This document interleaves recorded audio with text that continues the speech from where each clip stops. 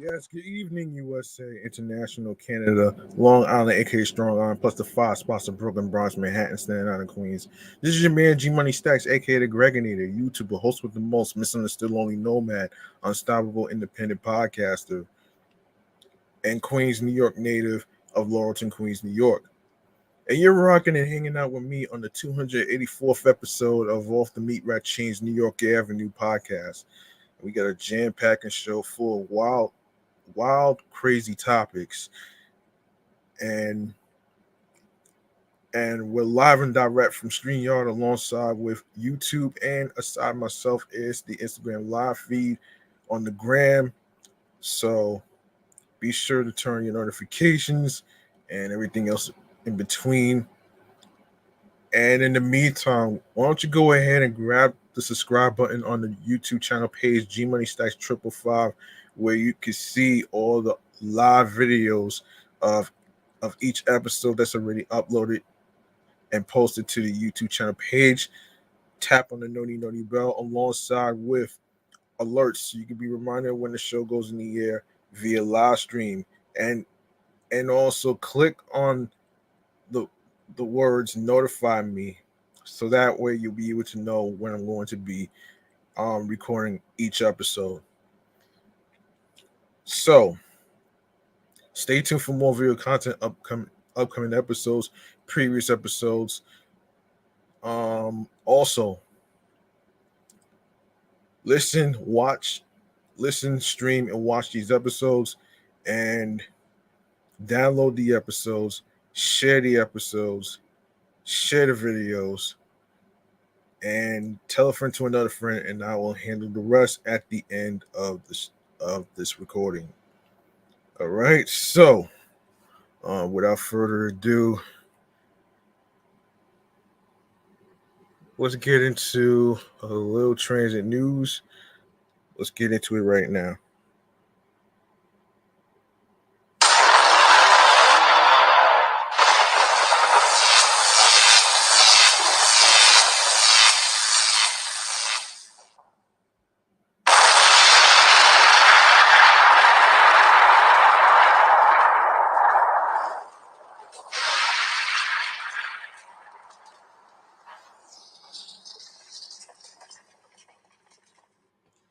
Okay. All right. So first things first, in our transit topic right here. Here's what's happening,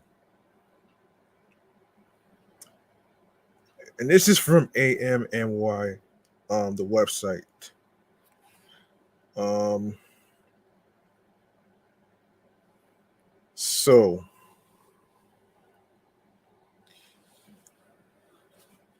with a little surprise, riders massed at MTA headquarters on Thursday to decry the fare hikes, and the agency plans to implement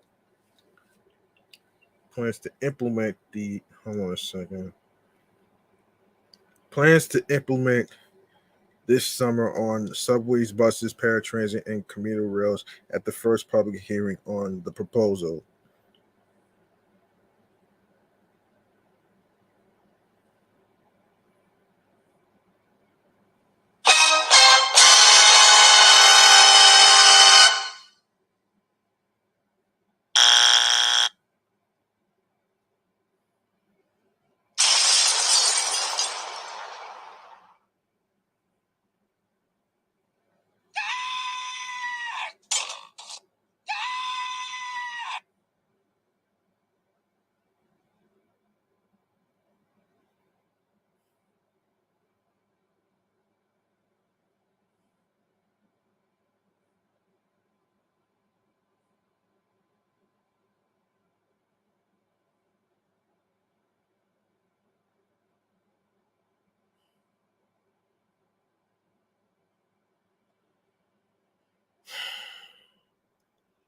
Yeah.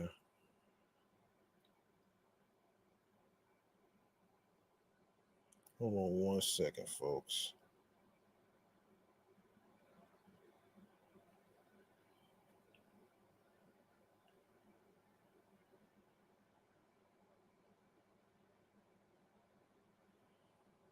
Anyway, hold on a second. Let me just continue.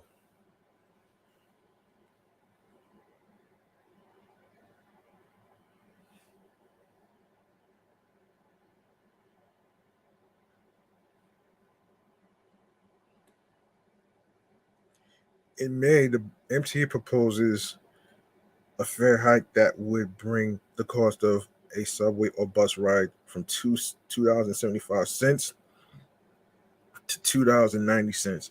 The first increase in the base fare since 2015. A weekly unlimited pass would increase by $1 from $33 to $34, while a monthly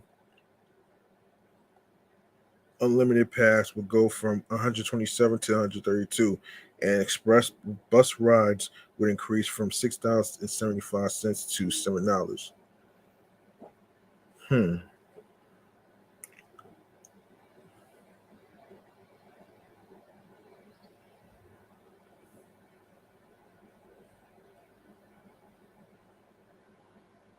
Why does it always happen here?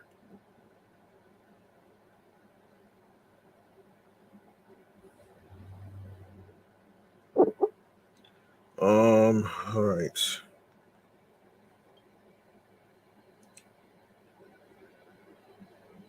The MTA wants to implement the fare hikes by Labor Day, but in an environment where the price of food, housing, and virtually everything else is rising, riders say they cannot afford a fare increase this summer. Something that may seem like just a couple of cents to you guys, it's actually a life or death situation for many others, says Sergio Cruz, a Bronx resident who attends City College and qualifies for fair fares despite working three separate jobs. Damn,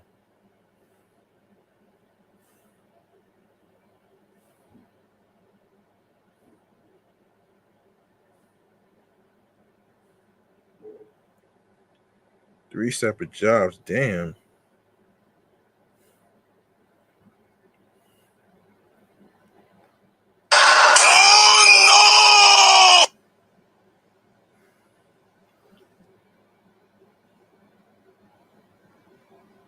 Okay,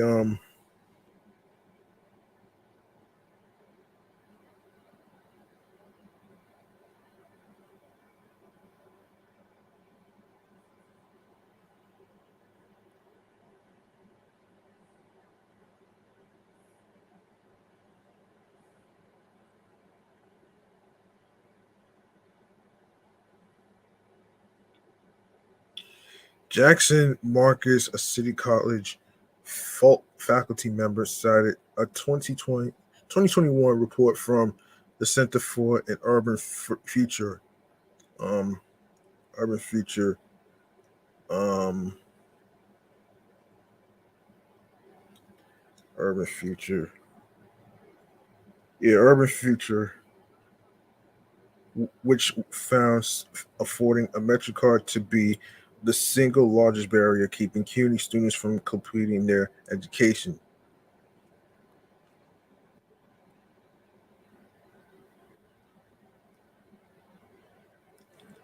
Um, I've heard from pretty much the majority of these students how much of a challenge it is to be able to afford the MTA, to use transportation to get to school. Malchus said at the hearing. Because of inflation, students are already dealing with crazy costs of food, rent, other living expenses on top of what they are paying for their education. A number of other city college students also testified to the transit agency that the proposed 15-cent fare hike would break their budget and force them to choose between completing their studies and paying their rent. This is not only about 15 cents, it's about a student's future. A student's future is a state's future and a country's future, says Samaya Tasneem, a student originally from Bangladesh. Students are dropping out from college for fare hikes or tuition fees should not even be a topic of conversation. The fare hikes was authorized in the enacted state budget, which directed new dedicated sources of revenue to the MTA as it reels from the loss of ridership precipitated by the COVID-19 slamdemic, including a payroll tax increase on city businesses and future revenue from casinos. The agency was initially forecasting a 5.5% overall fare and toll hike as part of a plan to plug a $600 million and growing budget deficit, but due to but the hikes was lowered to 4% in the final budget deal, which included 65 million dollars to keep the increase lower. Money was also included to increase subway frequency, and the MTA will soon be picking 5 bus routes around the city to pilot free service. Hmm.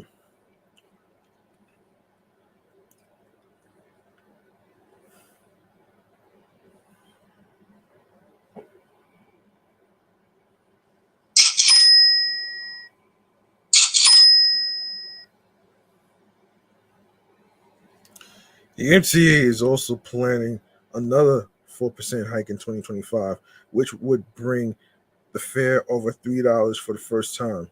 The agency says regularly scheduled fare increases are preferable to long periods without one, followed by a huge hike such as 25% increases in 1981 and 2003.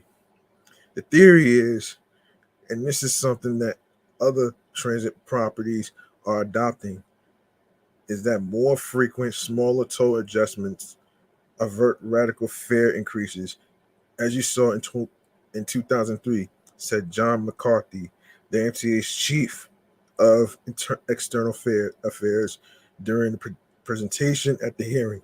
And it allows our customers to have a predictable fare increase that tracks inflation. To alleviate riders' anguish, the MTA is proposing modifying its fare capping program that allows free rides after 12 per week using Omni by applying it to any 7-day period instead of strictly Monday through Sunday. The MTA is also putting its weight behind fares. The city's half price MetroCard benefit for low income residents. The city council has proposed doubling eligibility for fares from 100% to 200% of the federal poverty line. In dollar values, that doubles the annual income threshold from $14,580 to $29,160 for individuals and $30,000 to $60,000 for families of four, bringing scores into the program. Sheesh.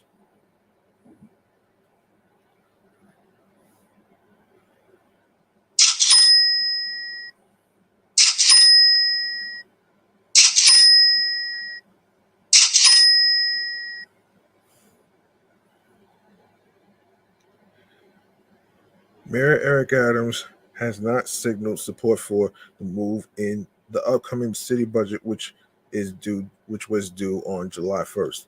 The mayor promised to fight for public transit riders, and he must deliver for us by expanding fares for people earning barely more than poverty wages in his budget due next week, said Dana Dennis, the Riders Alliance's senior organizer, in a statement. Mayor Adams says he's against a fare hike, but talk is cheap. And the budget is his moment to put his money where his mouth is and cut the fare for a million struggling low income riders. Okay, another transit news. Um, another transit news. Um, a teen is found dead. One teenage boy is dead and another is in the hospital after they were discovered unresponsive on the L train tracks in Bushwick, Brooklyn, Thursday afternoon, apparently having gone subway surfing. The incident occurred at the Bushwick Avenue, um, Aberdeen Street stop on the L line at about 1:45 p.m. Thursday, according to police. Officers found the two 14-year-old boys on the tracks, with one discovered unconscious and unresponsive, and with severe head trauma. The teen was pronounced dead at the scene.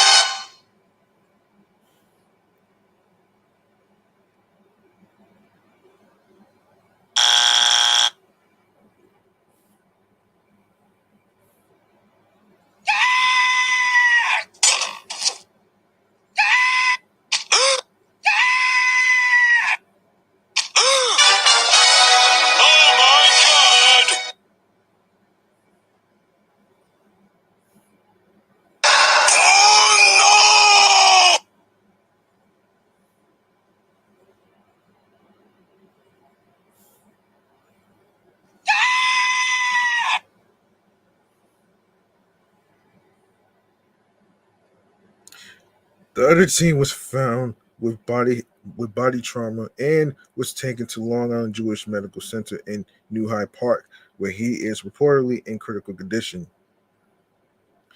Police in the mayor said the teens were subway surfing. Witnesses told ABC7 the teens were knocked off the top of the subway train as it entered the tunnel where the station is located.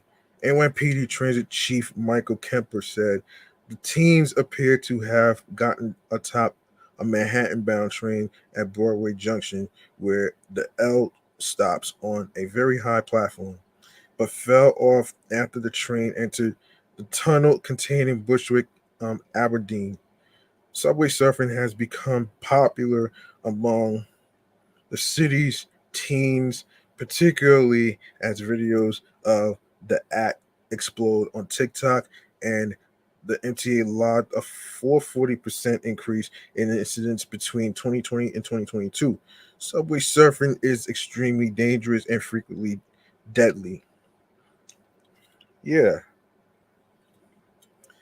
there's a direct correlation between social media and these challenges of subway surfing, Mayor Eric Adams told reporters at the scene. Um, the incident caused significant delays for L train commuters, with Manhattan bound trains not going past the Atlantic Avenue stop in East New York, while Canarsie bound trains did not go beyond Myrtle Avenue in Brooklyn. L trains will not run overnight Thursday and Friday between Broadway Junction and Lower Main Street as part of pre-planned repair work. Free shuttle buses are available. Okay, all right. Let's see what we got next. Yes. So, an actor from Euphoria actually passed away recently. So that's pretty much what we're gonna get into right here, man. Let's get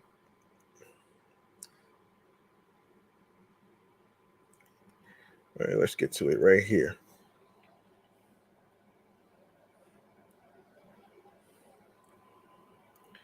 Chatting on the jazz. Here we go.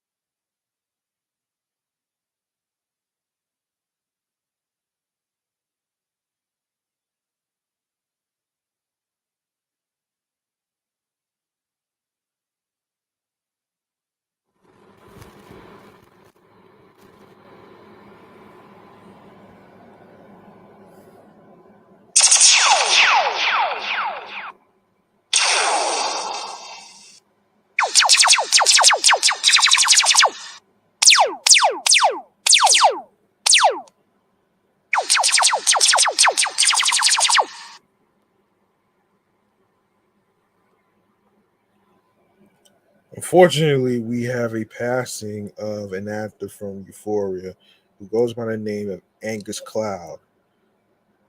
And this is from TMZ, of course. Um, so, police say the cause of death is unknown at this point, and they've launched an investigation. Um, we've learned Oakland PD and fire department responded to a 911 call made around 11:30 a.m. Monday by Angus Cloud's mother. She reported a possible overdose and said Angus, did not have a pulse. He was eventually pronounced dead on the scene. A source close to the family tells us had had been battling severe suicidal thoughts after getting back from Ireland, where they laid his father to rest. We're told he was staying with his family as he tried to work through overcoming the grief. Angus Cloud, famous from Euphoria, has died at his family's home in Oakland, TMZ has learned. The actor's family tells us it is with the heaviest heart that we had to say goodbye to an incredible human today. As an artist, a friend, a brother, and a son, Angus was special to all of us in so many ways. They continued. Last week, he buried his father and intensely struggled with this loss. The only comfort we have is knowing Angus is now reunited with his dad, who was his best friend. Angus was open about his battle with mental health, and we hope that his passing can be a reminder to others that they are not alone and should not fight this on their own in silence. And finally, AC's family says this in quote, "We hope the world remembers him for his humor, laughter, and love for everyone. We ask for privacy at this time as we are still processing this devastating loss." The family isn't saying anything yet about the exact nature of his death. They seem to be suggesting it had something to do with his struggle to cope with his father's passing. Angus was a rising star in Hollywood and will perhaps best be remembered for 2019 to 2022 he starred Angel for Zendaya's character Rue Bennett. His other credits include roles in movies like The Line, North Hollywood, to mention appearances and cameos in music videos from artists like Becky G, Carol G, and Juice World, the late great Juice World. He's got two projects that are due to come out. Um,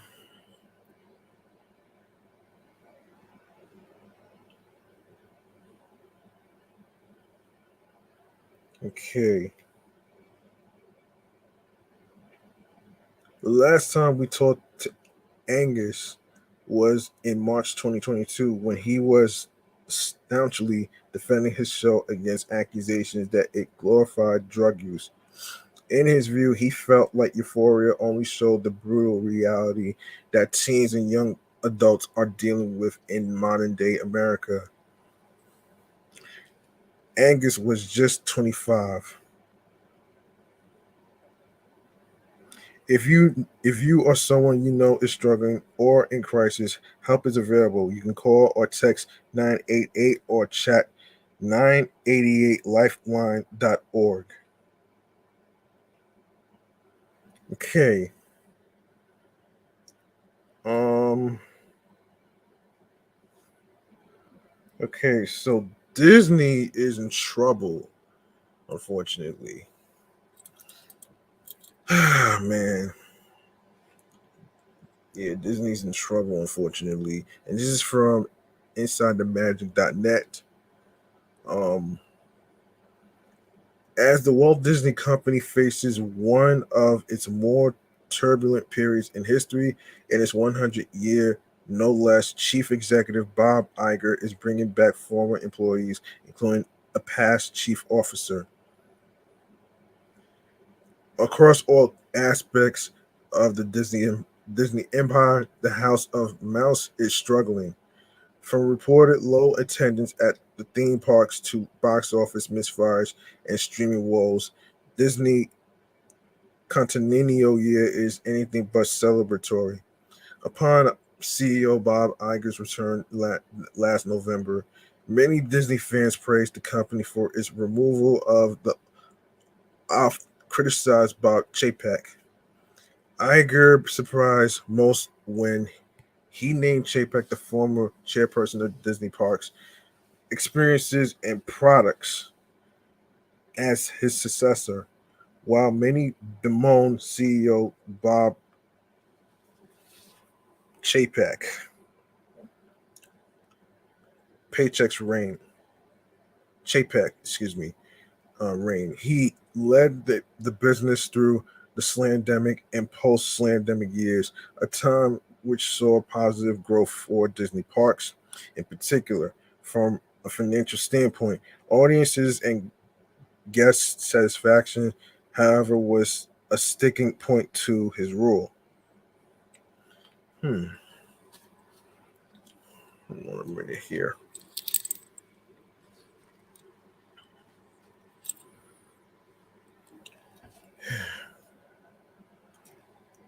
All right.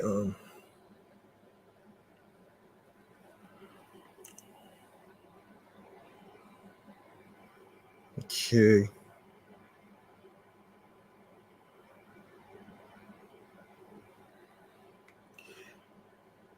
It was under the Chapek leadership that new operations like the Park Pass system and costly Disney Genie Plus were introduced. In other areas of business, like Disney Plus, the Chap the Chapek era failed to deliver a profit on the streaming service.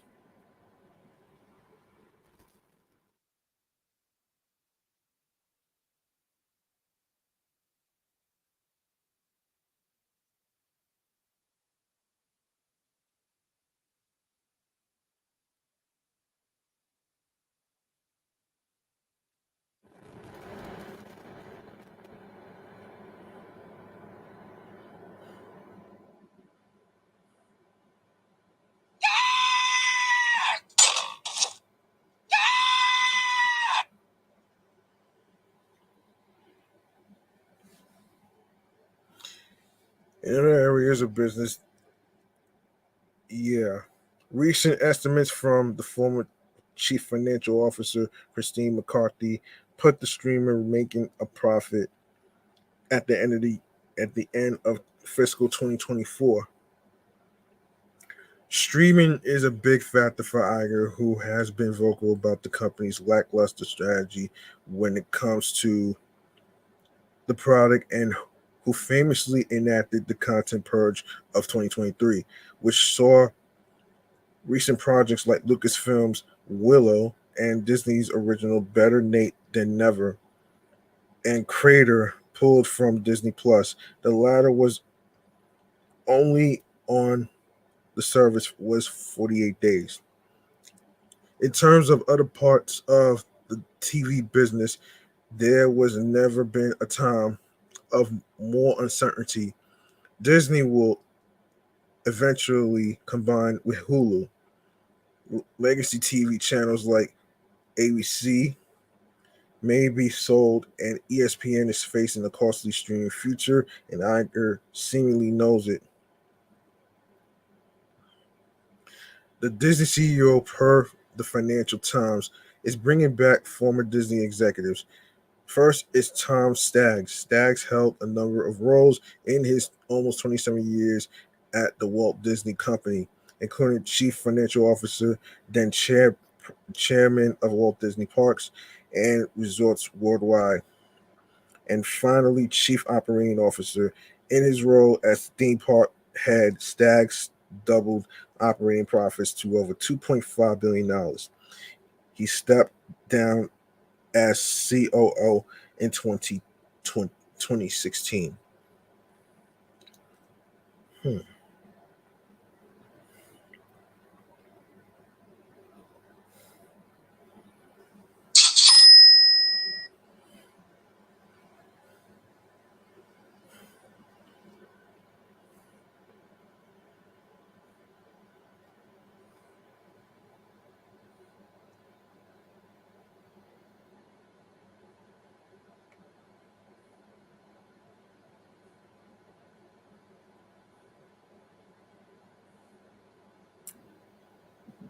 Hold on a minute. Kevin Mayer led the streaming launches of Disney Plus, Hulu, and ESPN Plus. The former Walt Disney direct to consumer and international chairman was seen as the likely successor to Iger's back in 2019, but the CEO chose Chapek instead. After departing Disney, Staggs and Mayer launched Candle Media in 2021.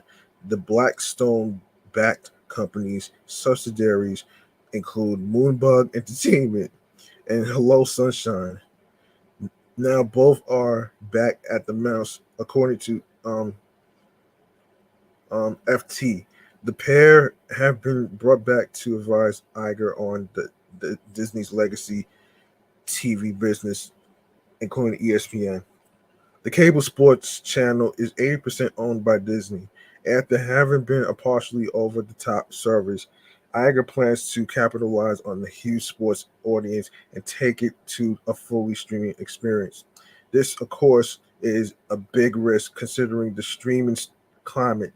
In an interview with CNBC earlier this year, Iger said he is open to strategic partners on the venture to help its transformation to full direct to consumer service, from Apple to NBC to the sports leagues themselves. Reports are circulating on who could help Disney move forward with the expansion. Sports is a big Sports is big in streaming, as it was directly no excuse me recently seen this year when 4 million subscribers left Disney Plus. A large proportion of this loss was attributed to subscribers leaving the service in India after the Indian Premier League cricket tournament was pulled from Disney Plus and Hotstar. It is not clear if this strategic consultancy Staggs and Mayer are providing indicates who the potential Iger successor could be, but the duo has obviously been close to Mouse before. So who's to tell? At present, names of who will be Iger's successor include Dana Walden, Alan Bergman, and Josh Diamaro. Okay.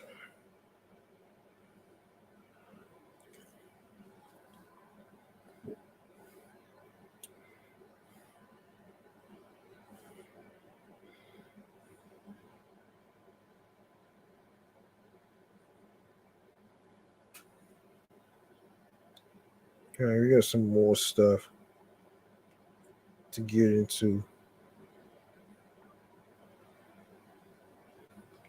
Okay, let's get into SAG after Duncan Ireland Crabtree for a sec. And this is from yahoo.com.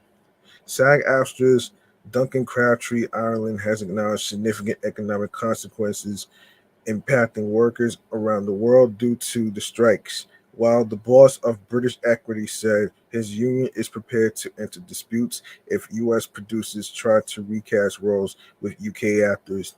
Speaking on a webinar alongside Equity boss Paul Fleming and Broadcasting Union Beck2 Chiefs, Crabtree Ireland said he recognizes that AMPTP members are global businesses that have global presences around the world, and that members are hurting outside the U.S.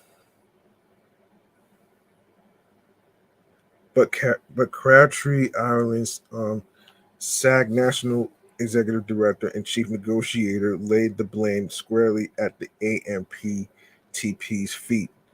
The only reason these strikes are happening is these companies refuse to make fair and respectful deals with our members.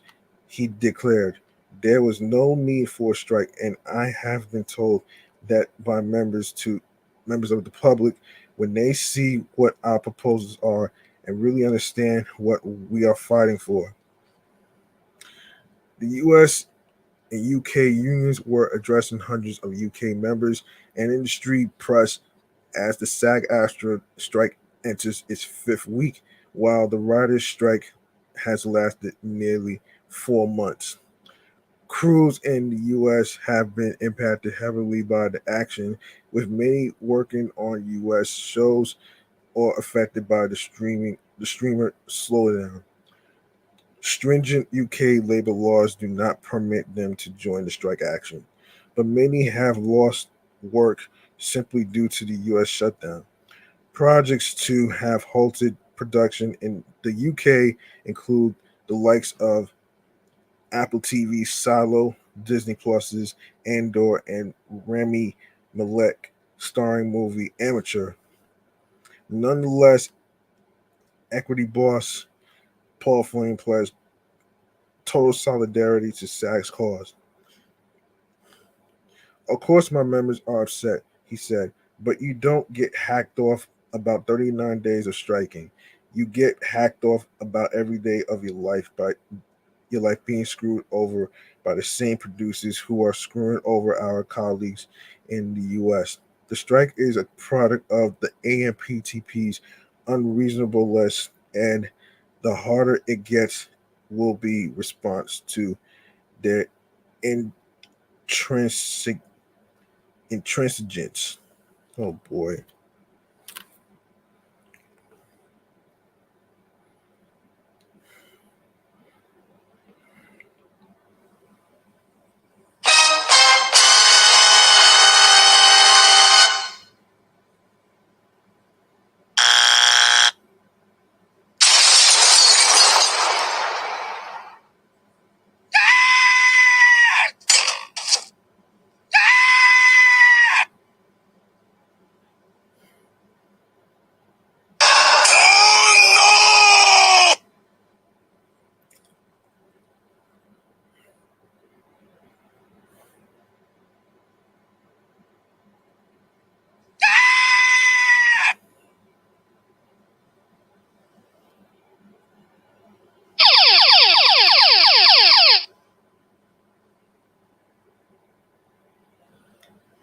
Okay, where were we?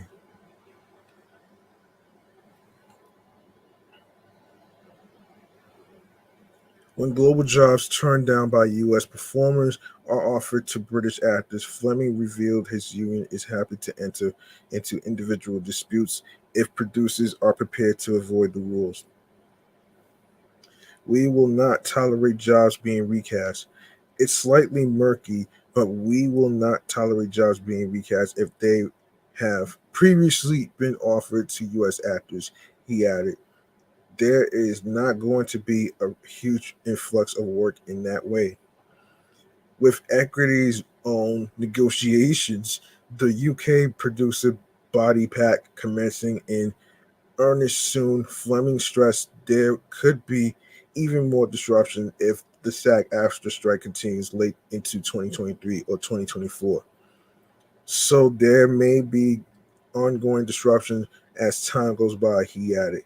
That is a real incentive for the AMPTP to put pressure on so individual industrial unrest doesn't spread to this side of the Atlantic, where production schedules are changing due to the unrest. Fleming said, we are doing everything we can to ensure that does not impact health and safety at work where there are pressures to meet unreasonable deadlines.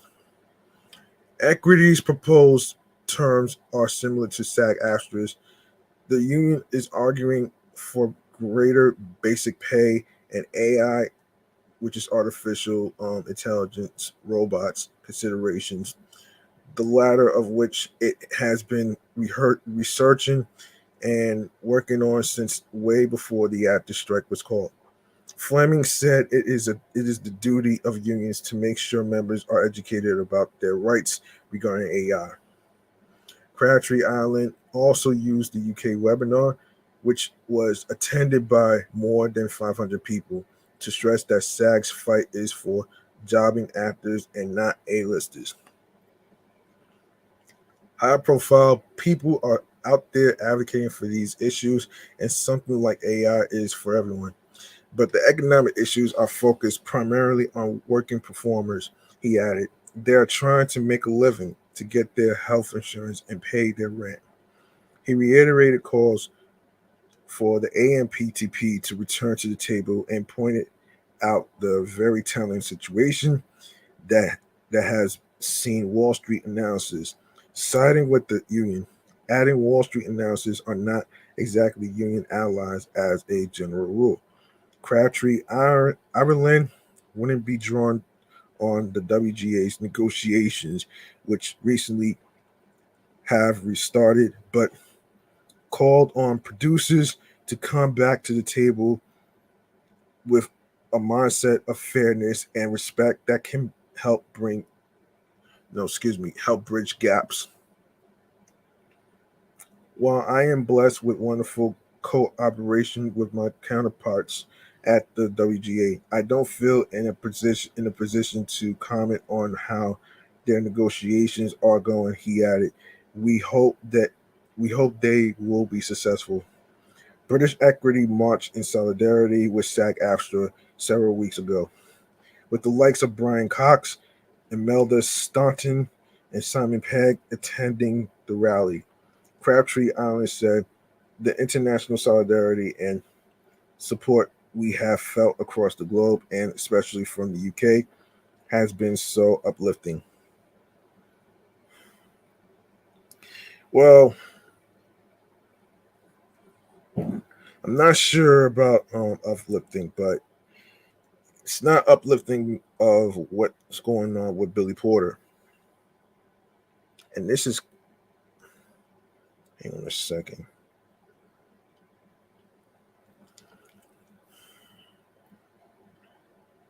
So, Billy Porter,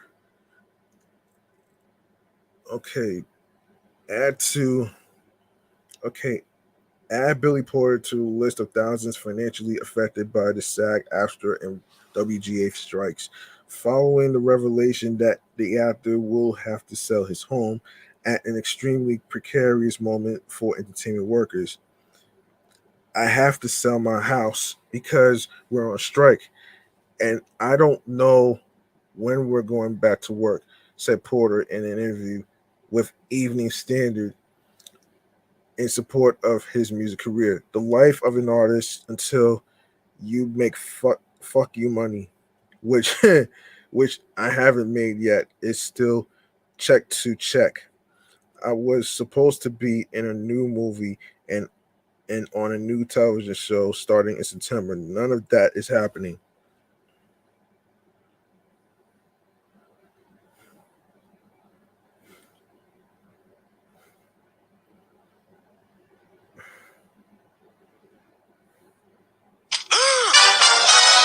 Oh my god!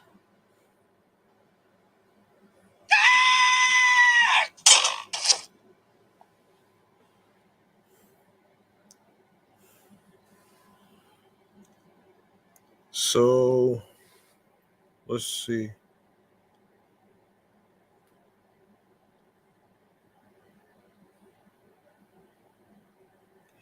Continued Porter with reference to a July Deadline article quoting an anonymous exec on the WGA strike.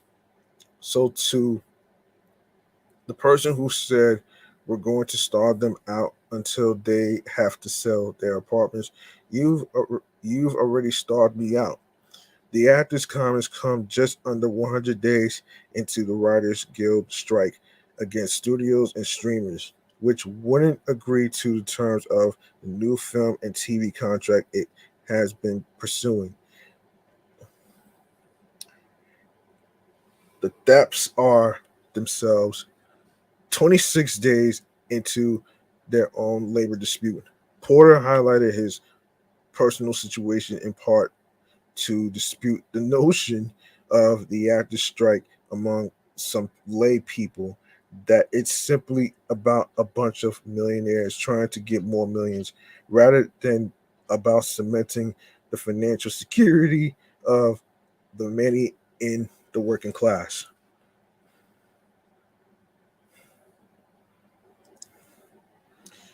The actor lamented that while the industry once arranged its deals to allow for its performers to make a decent living, that same prospect has become impossible following the streaming boom. There's no contract for streaming, and they don't have to be transparent with the numbers. It's not Nielsen ratings anymore, he explained.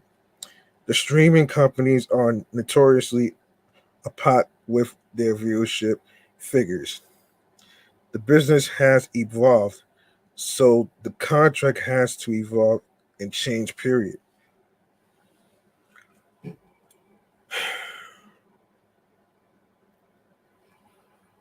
Um,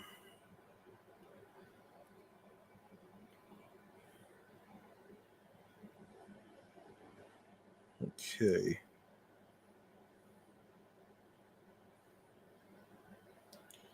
Porter also took aim in the piece of the piece at the July 13th comments of Disney CEO Bob Iger, who, while at the Sun Valley conference, called the WGA and SAG-AFTRA unrealistic in their demands, expressing the belief that their steadfast commitment to their deal points has been very disrupted industry to an industry already weakened by COVID. To hear Bob Iger say that our demands for a living wage are unrealistic, while he makes $78,000 a day, I don't have any words for it, but fuck you, said Porter. That's not useful, so I've kept my mouth shut. I've I haven't engaged because I'm so enraged. When I go back to the States from London, I will join the picket lines. Hmm.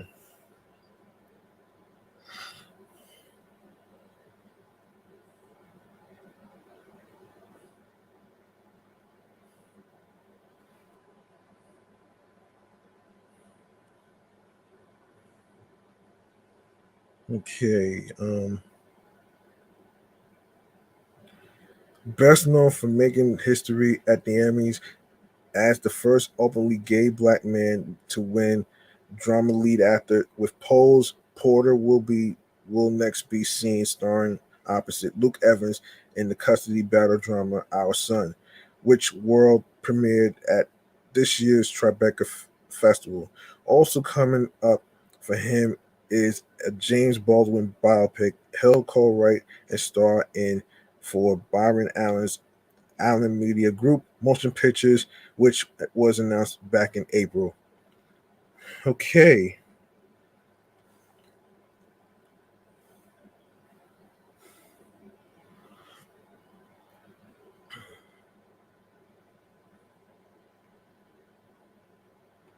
okay, okay. So Paramount Plus and Showtime combined together. Okay, and this is from Deadline.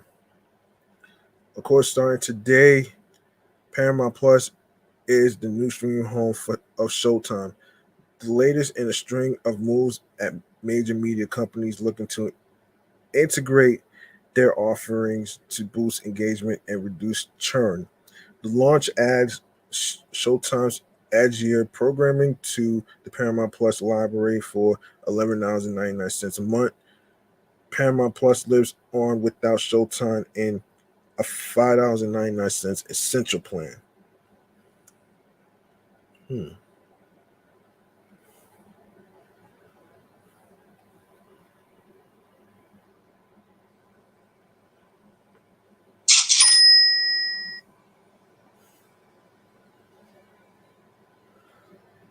Um,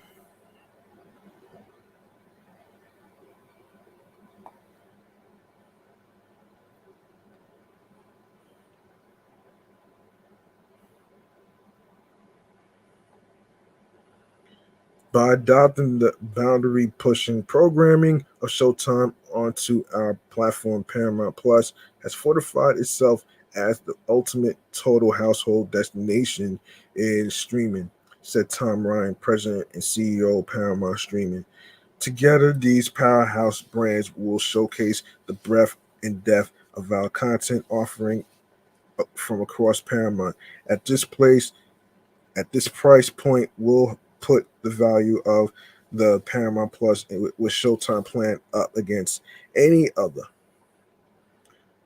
The moves, the moves, um, comes just over a month after Warner Bros. Discovery added Discovery Plus streaming content to HBO Max and changed its name to just Max. Discovery Plus remains a standalone service. From Yellow Jackets to George and Tammy, Showtime is synonymous with provocative, edgy, and sophisticated series that perfectly complement the blockbuster mass appealing original shows, um, movies, and live sports that Paramount Plus delivers, said Chris McCarthy, President and CEO, Showtime, MTV Entertainment Studios, and Paramount Media Networks. Together, they provide a compelling and comprehensive set of content for the entire household. Yellow Jackets ranked as the highest Showtime driver of starts and consumption, followed by Your Honor on Paramount Plus. Since the two were offered in a bundle, the company said the decision to integrate Showtime into Paramount Plus was based on data showing customers of the current Paramount Plus slash Showtime bundle watch 40% more more titles than subscribers with the standalone plus Paramount Plus plan and spend about 20% more time on Paramount Plus. Um, Showtime, upcoming Showtime season and series premieres scheduled for the streamer include Billions, The Shy, The Curse, Fellow Travelers, A Gentleman in Moscow, and The Woman in the Wall. Subscribers will have access to Dexter, George, and Tammy, and others. Okay, one moment.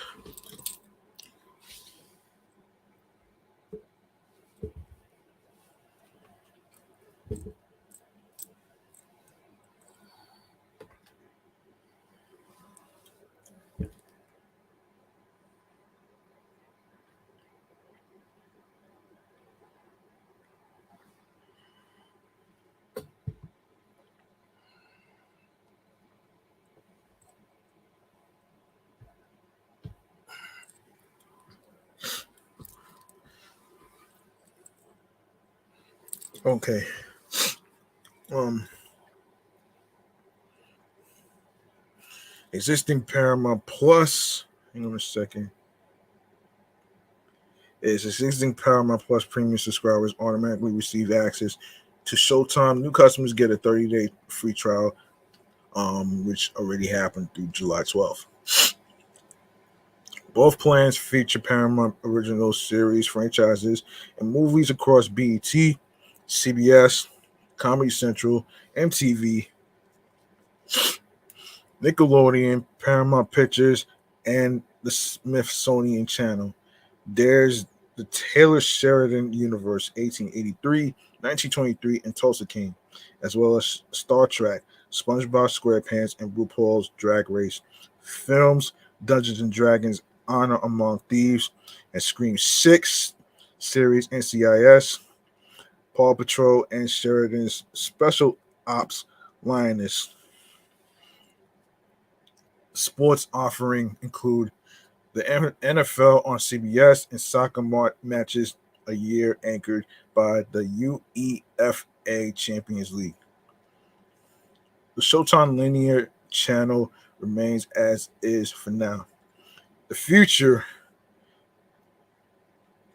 In the future, the linear channel will also be rebranded to Paramount Plus with Showtime, with a selection of titles from both. Internationally, Showtime content is already included on Paramount Plus. In January, parent Paramount Global announced plans for a broad integration between Paramount Plus and Showtime in both linear and streaming. Mitigation for existing Showtime subscribers will vary depending on how a customer originally signed up. Showtime subscribers have the remainder of the year to mitigate to the new blended plan. They may be presented with promotional incentives to encourage them to try the new and expanded streaming offering. The launch comes as Paramount Plus continues to yank programming, including a number of original series, original movies, and Nickelodeon content. Wow.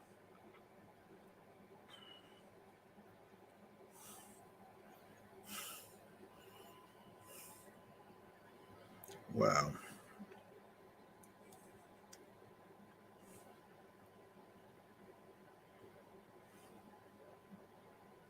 Um,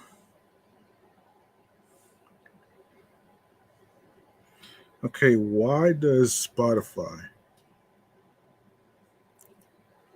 allow hate speech and racial slurs as playlist titles, you ask?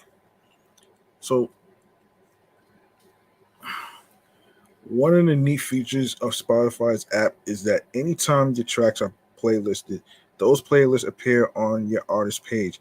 It's a simple way for artists to see at a glance who is listening and following their music, but it can also present some challenges when Spotify users create playlists using hate speech and racial slurs. Rappers Wasted Potency reached out to Digital Music News after he became frustrated with how long it took Spotify to do something about playlist name abuse. After repeated emails and attempts to contact Spotify on Twitter, the rapper shared his experience. The issue started with someone creating user playlists with highly offensive names like Total Nigga Death Volume 14, which appears under the Discovered on header on Spotify's homepage. Damn. Oh my god!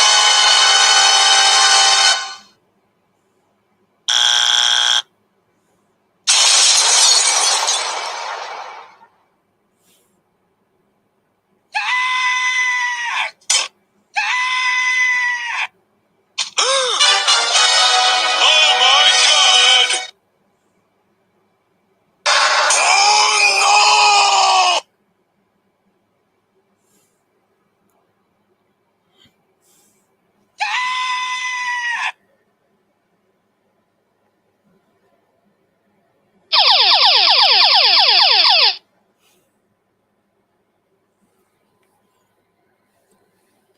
Um, the playlist has been reported by many people countless times, and it returns. Wasted Potency informed DMN.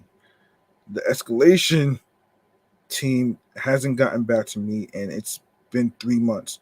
I got one message, and that's it. If I was a label artist, I'm sure they would have this taken care of in 2 seconds. The rapper reached out to Spotify artist support on June 4th and still has yet to receive a response. At the time, Spotify told the rapper the case is already being looked into. Please be aware that the inquiry may take some time. You may rest assured that the team behind this report is already aware of it. The email reads. Surprisingly, these racial slurs can be entered in a community playlist without the need of circumvent any moderation measures. It makes abusive playlisting a practice that can happen to anyone with a Spotify artist page. All it takes is one disgruntled fan or troll. It's of course against Spotify's terms of service to use such speech, and the accounts will likely be banned. Spotify accounts are free to create, and anyone, excuse me, anyone can create a playlist. If Spotify were on top of things, racial slurs and other abusive speech wouldn't appear in playlists on artists' pages. But here we are with an indie rapper dealing with trolling that has taken well over 3 months to solve. Digital Music News previously covered Spotify's hosting of Nazi music, which resulted in the music being deplatformed. Have you ever have you experienced this type of playlist abuse on Spotify or another platform? You can reach out to Digital Music News and let us know your experience and how the platform handled your issue. Of course, you can email me at Ashley um, at digitalmusicnews.com. Okay.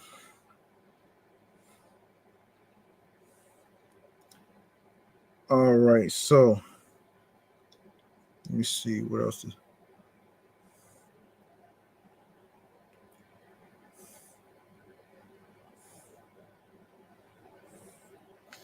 All right. Let's talk about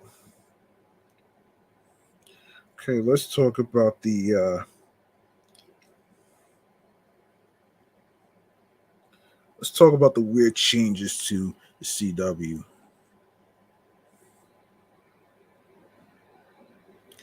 This is from Hidden Note, actually. If you've been tuning into the CW for near 20 years as a network, you've seen more than one evolution for the channel that's brought you Riverdale, the Arrowverse, Supernatural, All American, and more. Some of you might have been glued to the TV when One Tree Hill was king of the castle at the network, and America's Next Top Model was appointment television. However, the latest changes made the CW have left longtime viewers wondering what to expect as it progresses through the infancy of its next star era. The media company took over majority ownership of the network in October of last year, with CW's parent companies Paramount Global and Warner Brothers Discovery retaining a 12.5% stake each. But even before the change in regimen, the CW was already changing dramatically. 13 original series were canceled in 2022. As for 2023, 6 shows were canceled, and The Flash, Riverdale, and Nancy Drew were scheduled to come to an end. The latter two aired their series finales on August 23rd. This has what this has left only All American, Homecoming, Walker, and Superman and Lois as the last standing CW scripted originals on the roster. All 4 series will debut new seasons in 2024, though renewals came with decreased episode counts, and for Homecoming and Superman and Lois, budget cuts and series regular cast reductions. Taking the place of the network's usual staples and tentpoles uh, have been a slew of acquisitions and sports content as the newcomers work to figure out what the CW looks like when with them at the helm. It's been no secret that in the process, they've managed to alienate viewers who have been loyal fans of CW's former roster of series, such as such. There's been inquiries into whether the network will undergo a name change since they are working to broaden their audience. Here's what we know: the CW isn't changing its name. Brad Schwartz, CW's entertainment president, sat down with the host of the Hollywood Reporters TV's top five podcasts, Leslie Goldberg and Daniel Flenberg, to discuss the CW in its new era, and this included the possibility of a name change. Schwartz had the following to say: there have been no conversations about changing the name. We've had conversations about how can we make the CW more elastic. We're going to have 300 hours of sports on the air this year, and we had 0 hours of sports last year. In 2025, we're going to have 450 hours um, of sports with live sports 48 weekends a year. That is a drastic change in a very small amount of time. And you need to put the CW logo on that stuff that makes it feel like we're a home for sports. Whether it's comedies or dramas or the young adult stuff that we still have or sports, we need to make the CW feel like a brand that can handle all those different flavors of content. Maybe we redesign the network a little bit. Maybe we make the logo, the fonts, and the colors feel like it can wrap up this exciting new evolution of the brand. But there's been no conversation at all about changing the name. I've gone through 6 months. I've gone through six rebrands in my career, so know the recipe for it. They are difficult unless you have a ton of money and a ton of patience to completely shun an audience that was there and tried and start again with a new name and a whole new thing. Evolutions are difficult as well, but a little easier to pull off. So we're not going to change the name. We're just going to make the name feel like something different, and we're going through that process right now.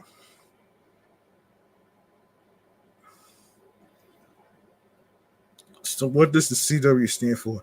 If you've ever wondered what the acronym stands for, it's really quite simple. The C represents CBS Corporation, and the W is for Warner Brothers. The names of the parent companies at the time of the network's creation. The majority of the original content on the CW in its pre Next Star era exclusively came from the joint partnership established by these companies. Despite Nexstar being the majority owner of the network now, a name change would be the wrong move because the CW has a recognizable presence in the entertainment sphere. The new regimen is banking on the legacy that came with their newly acquired venture, uh, even as they shift its brand into something that operates in a similar vein as the big four with lower price points and more cost effective programming. In the interview, Schwartz mentioned you don't want to shun an audience you've spent 20 years cultivating, hence why you renew Superman and Lois, All American, and Homecoming, and Walker.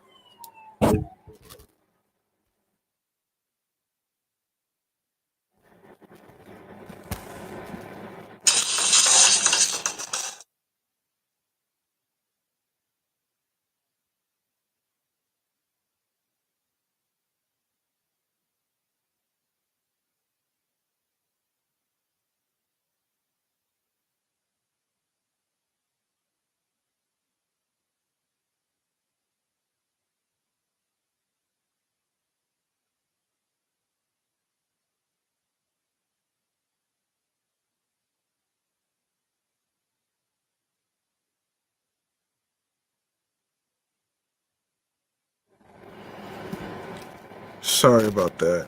Um, let's see.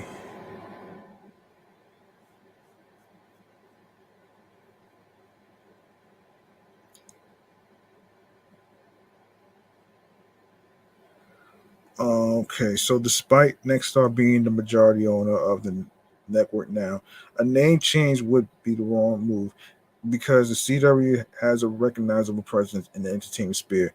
The new regimen is banking on the legacy that came with their newly acquired venture, even as they shift its brand into something that operates in a similar vein as the Big Four with lower price points and more cost effective programming. In an interview, Schwartz mentioned, "You don't, yeah, you don't want to shun an audience you spent 20 years cultivating. Hence, why you renew Superman and Lois, All American, and Homecoming and Walker, but with only four original dramas left from what came before. That ship likely has sailed. There's a new CW in town, even if its name is the name. Time will tell if longtime viewers will continue tuning in once those four dramas take their fun, their final bows. The network may have to subsist on an untested audience who may not stick around for more, especially if shows keep getting pulled like Barron's, Down to Earth with Zach Efron and Fantastic Friends have so far. Okay. Um,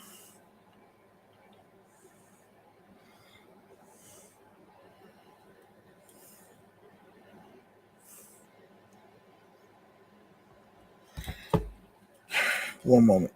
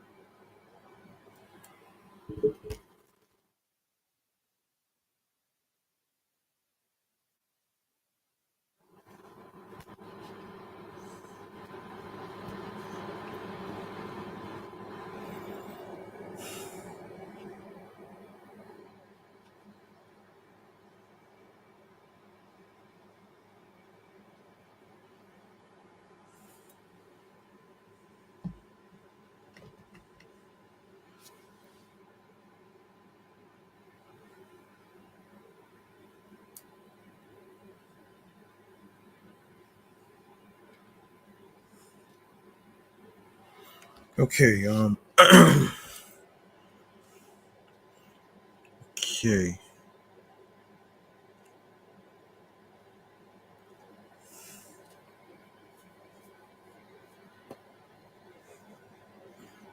All right. Drake teases new album and tour. All right. Let's see.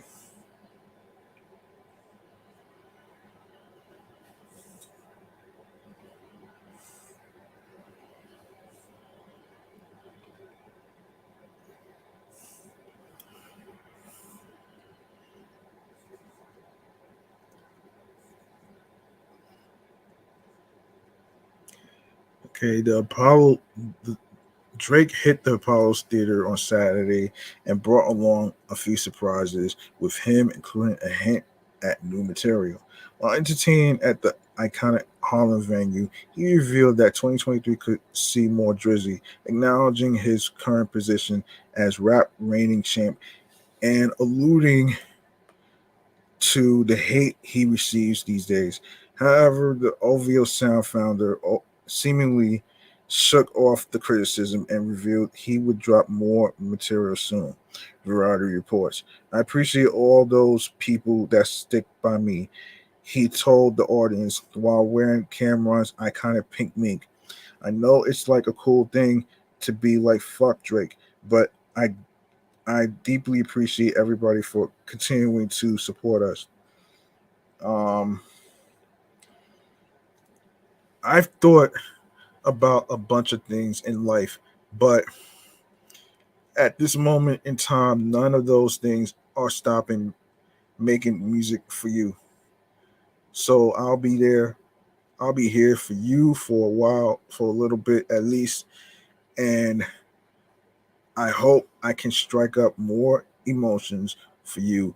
Maybe this year I might get bored and make another one. Who knows? Um, During his performance presented by SiriusXM, the global superstar blessed the crowd with an intimate showcase of his B-side records.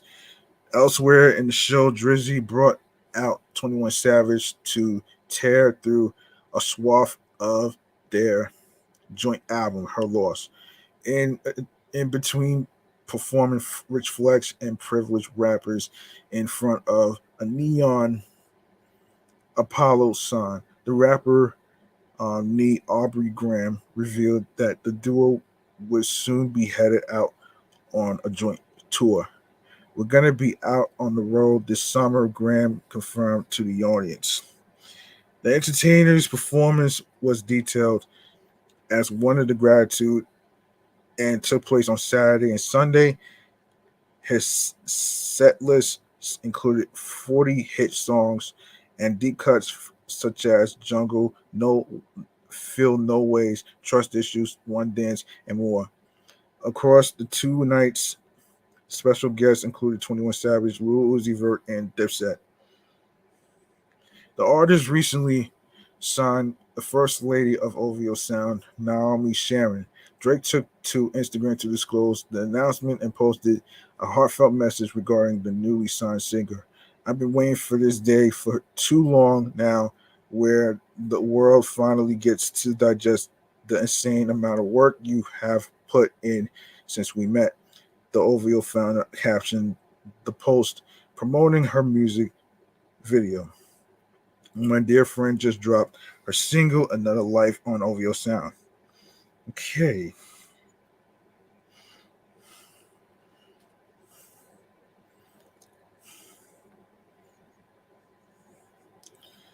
Uh, Coy Leray.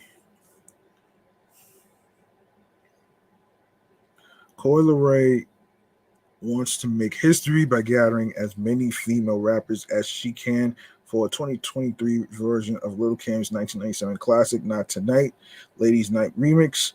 In a series of tweets on Tuesday night, June 13th, the New Jersey Star pointed to the recent news that um, uh, that there has not been a rap song to reach number one on the Billboard Hot 100 in 2023 and shared her plans to change that.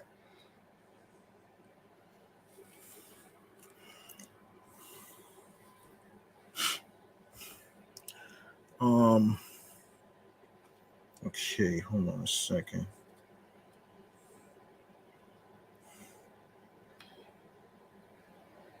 Ain't been a number one rap song at all this year, she wrote. Calling all the female rappers to front. Hear me out. Ladies Night Hip Hop Unity. When a fan responded that the abundance of current female rappers would call for up to part 30 of the song to include them all. Chloe Leray had an idea. Some of us can share verses, split up, back and forth, ad libs, she said. The original version of Little Kim's Night Tonight lived on the Brooklyn rapper's debut album Hardcore. The following year, she released its Not Tonight remix featuring Da Brat, Missy Elliott, Angie Martinez, and the late great Left Eye.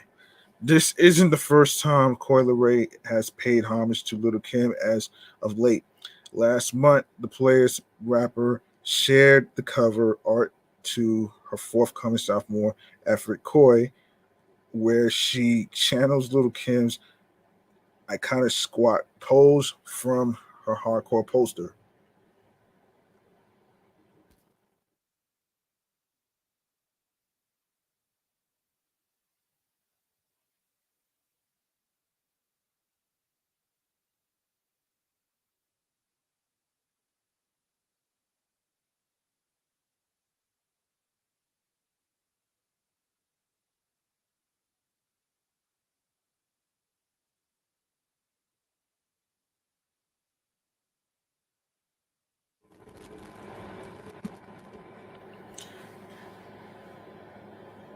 Days later, the rapper took to Instagram to offer fans a preview of the LP, reviewing David Guetta, Saucy Santana, Giggs, Lola Brooke, and Skilly Bang as guests, with a posthumous feature from James Brown as well. Bitch Girl, My Body, and her TikTok hit players will all live on the project. Corey's musical peers Spice, Stefan Don, and Baby Tate, among others, expressed their excitement about the project in the comments, claiming Bitch Girl. Baby Tate wrote.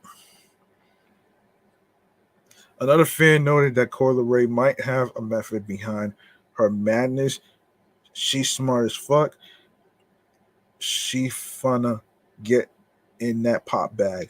Coy serves as the follow up to the rapper's debut album Trendsetter, which was released in April 2022. The project features appearances from Nicki Minaj, Lil Durk, and more. Unfortunately, it only reached number 89 on the US Billboard 200 upon its release, as first week sales were relatively low. Oh boy.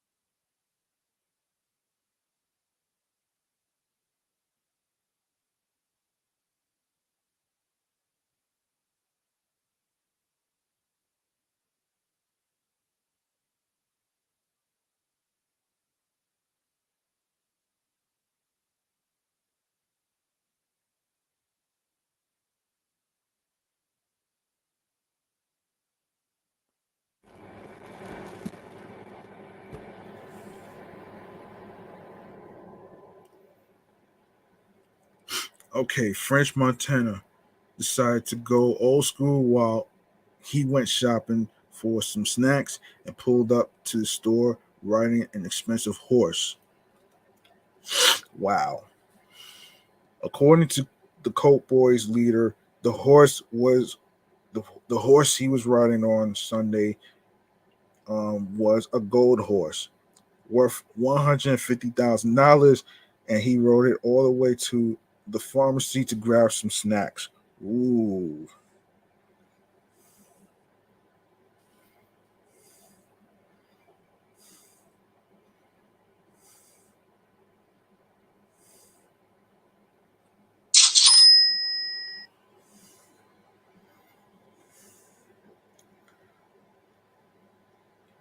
They suspended my license, so I went and bought me a horse. He wrote alongside a clip of his riding skills on Instagram. Fuck it, let's go to the store. Um, Cheeky thing. French's riding skills were on display as part of the music video for his latest single, Good Summer. And he said the pricey horse was originally from Dubai. I'm the first one to come into a store with this horse, French said, sitting atop his steed. His name is Trigger. Came to get some popcorn and some extra large magnums. Oh man. Good Summer comes after French linked with Kodak Black for another hard hitting collaboration called I Can't Lie back in June. The track arrived on streaming services on June 2nd and is slated to appear on the soundtrack to French's forthcoming documentary for Khadija, which premieres later this month.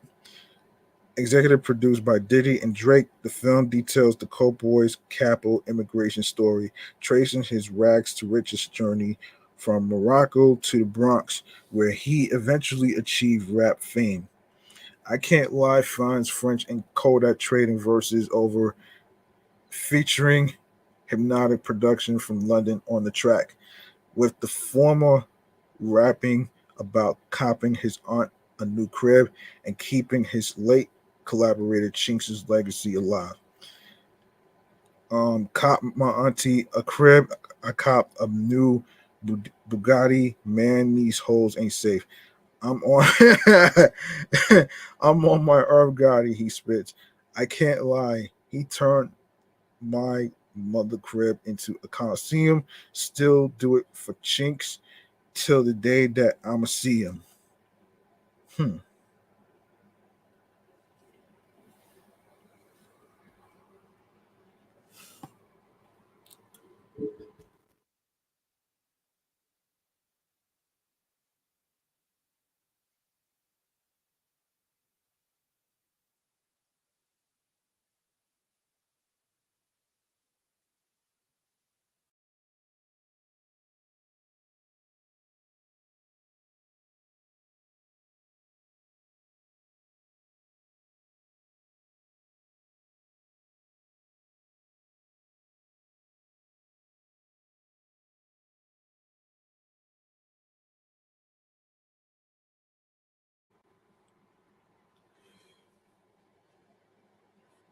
All right. All right. I'm back. Kodak Black and French Montana have proven to be a winning combination in recent years, teaming up on songs like Lockjaw, Lifestyle, alongside Kevin Gates and Mop Stick, as well as DJ Khaled's Pick These Hoes Apart. Lockjaw was certified double platinum in 2019, while the duo's Mop Stick video was co signed by Drake following its release last year. Hmm.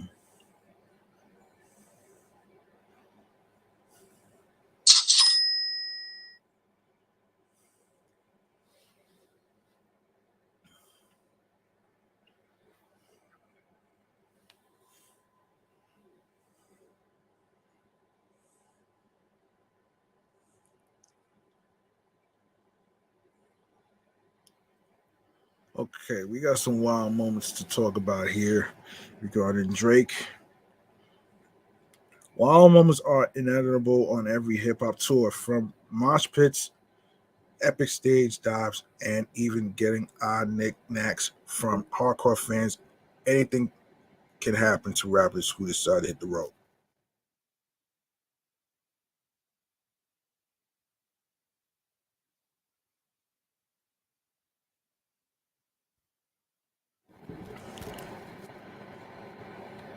Drake and 21 Savage's It's All a Blur tour, which kicked off on July 5th at Chicago's United Center, um,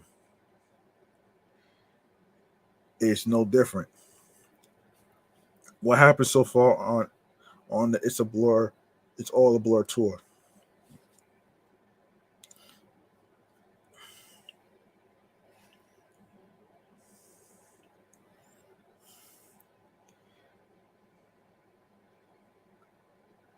With more than 50 stops to go, Drake and 21 Savage's It's All a Blur tour would either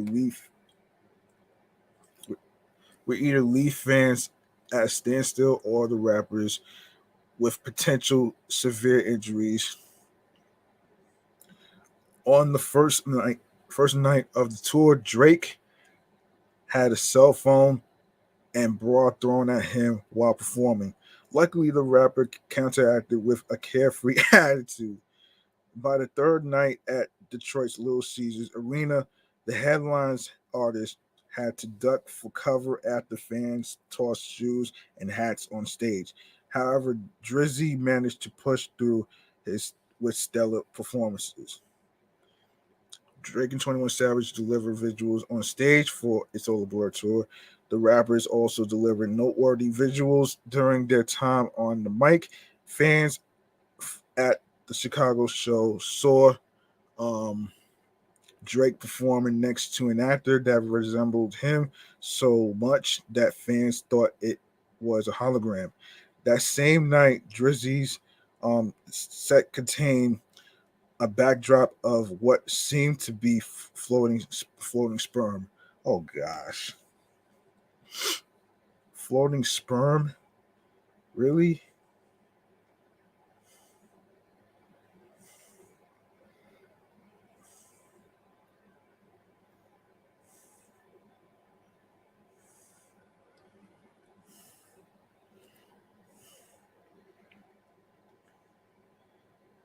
Floating sperm.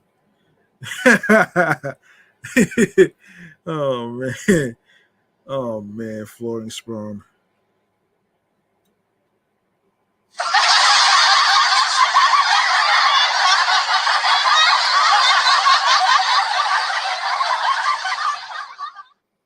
Hmm.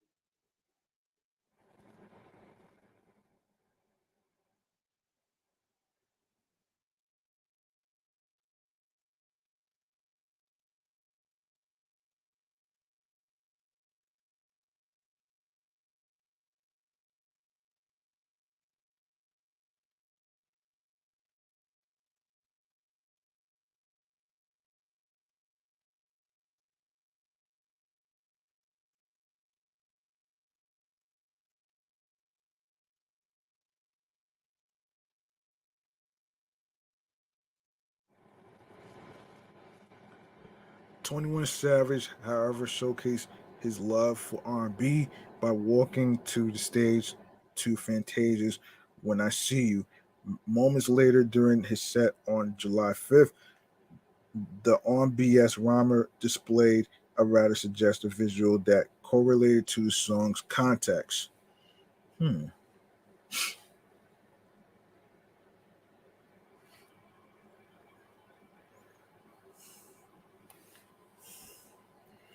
Um. Okay. All in all, Drake and 21 Savage's It's All the Blur tour is bound to have more wild moments. But for now, Double XL has listed the most bizarre ones that have uh, happened thus far. Drake gets hit with a large bra. On July 5th, Drake stopped his performance midway at Chicago's United Center after two female fans threw their bras on stage. In the clip below, um, the Rich Flex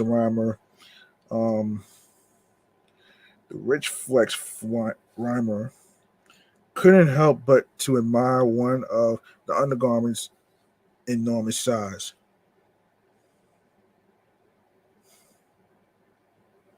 Hmm. Drake gets hit by a cell phone while performing a rendition of Genuine's 1999 hit single "So Anxious" at Chicago's United Center on July 5th. A fan threw a cell phone at the 35-year-old rapper's wrist. Drake, however, didn't flinch and kept on delivering the R&B song.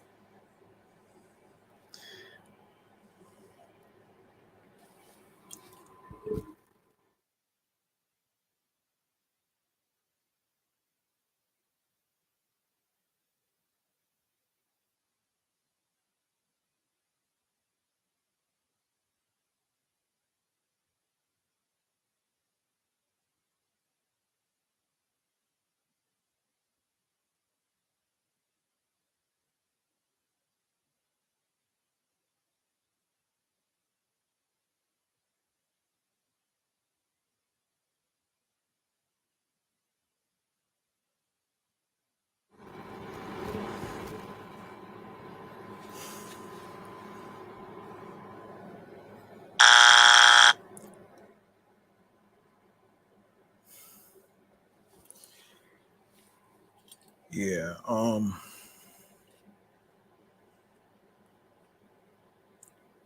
Hey, what was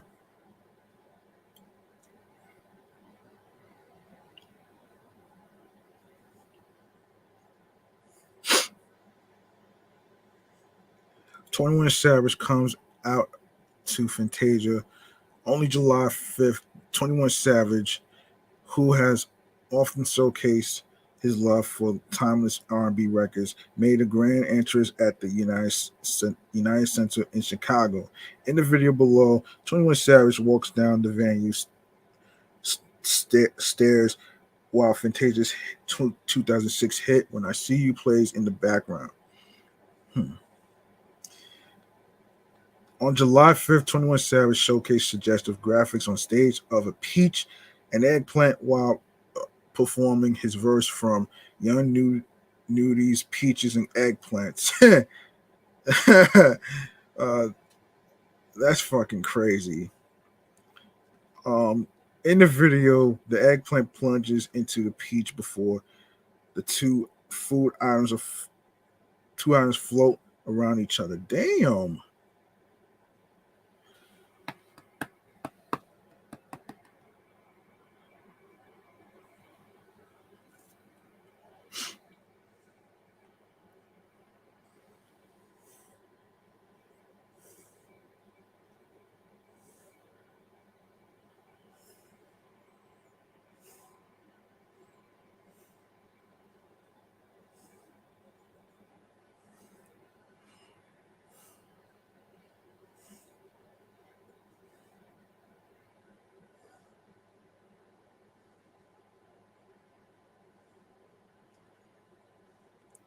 While while performing at the United Center in Chicago on July 5th, Drake showcased a visual of swirling sperm. Swirling sperm swimming in a circular motion on stage. Oh shit. Oh shit. Drake raps next to a person who fans originally thought was a hologram. At Chicago's United Center on July 5th, Drake confused fans after a person who represents the rapper in his adolescence was mistaken for a hologram. The boy, who turned out to be a family friend, sat on a bed watching Family Matters before handing Drake, who plays the older version of himself, a rhyme book. Elsewhere, Elsewhere, during Drake's set at Chicago's United Center on July 5th, the God's Plan rapper threw shots at Childish Gambino while performing his 2011 single Headlines. On the bottom portion of the stage, a message popped up that said, "The overrated and over awarded hit song This Is America was originally a Drake diss record." Childish Gambino unveiled to GQ magazine last April that his 2018 single started out as a diss towards the certified lover boy rhymer. Um, on July on during his set on July 8th, the Little Caesars Arena in Detroit, Drizzy bobbed and weaved around Air Jordan sneakers and hats. After noticing what was tossed his way, Drake ridiculed the shoe's large size and stated that bras were only acceptable to throw on stage. Oh wow, that's crazy, man. Why are people throwing items on stage while an artist is performing? That's crazy, man. That's fucking crazy.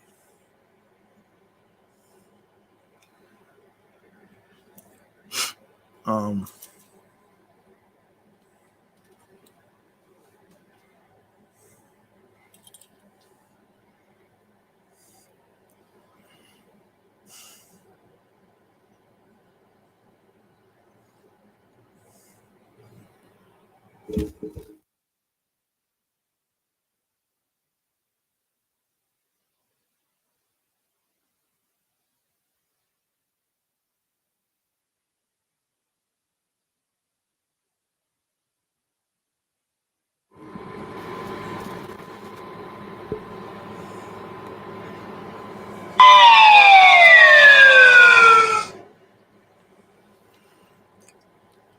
okay, let's get into Ice Spice.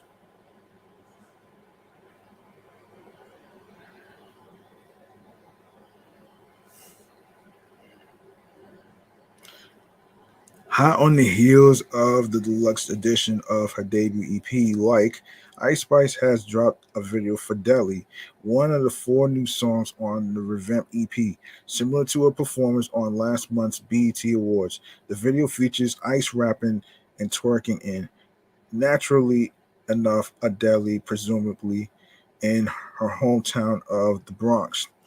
It's a classic rap video with dancing, posing with stacks of money, and best of all, some documentary ish footage of fans stunting for the cameras at the video shoot. The lyrics are characteristically sassy,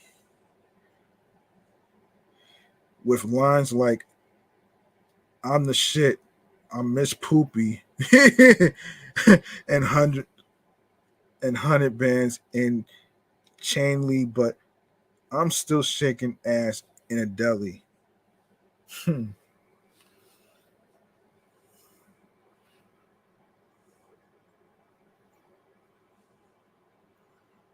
Okay.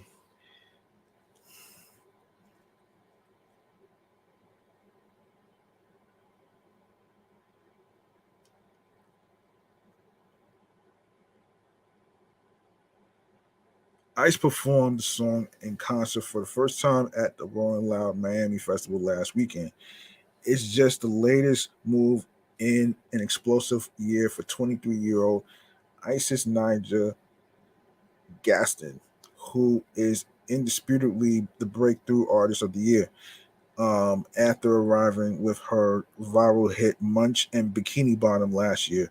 In just the past months, she's recorded and appeared on stage with her her idol Nicki Minaj and Taylor Swift. Um, Nicki Minaj and Taylor Swift. Um,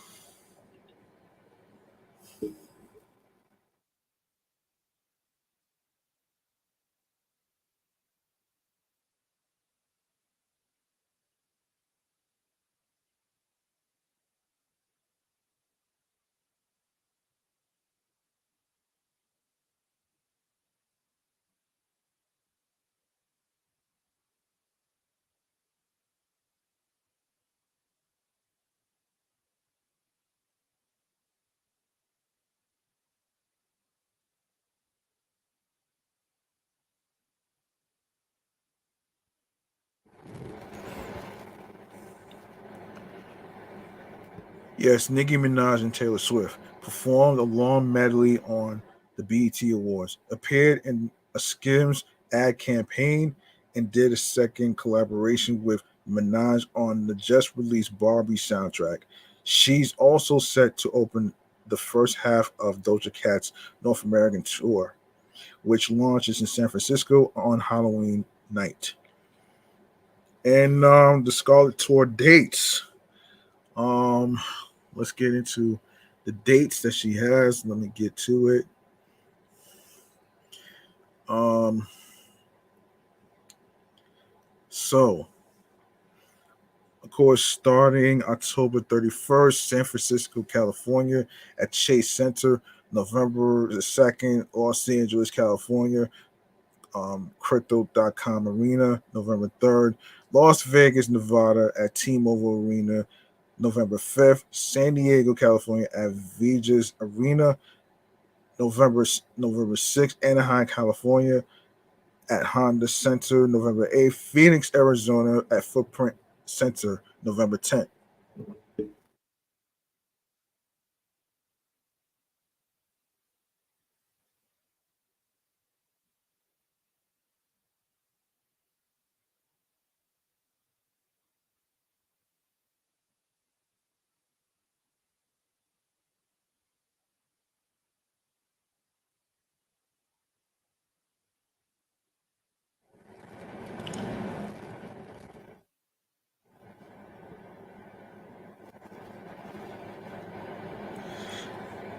Yeah, November the 10th. Um, Hold on a second. Footprint Center, November 10th. Denver, Colorado at Ball Arena, November 13th. Austin, Texas at Moody Center, November 15th. Houston, Texas at Toyota Center, November 16th. Dallas, Texas at American Airlines Center, November 19th. Atlanta, Georgia at State Farm Arena, November 21st. Miami, Florida at Kaseya Center, um, November 24th.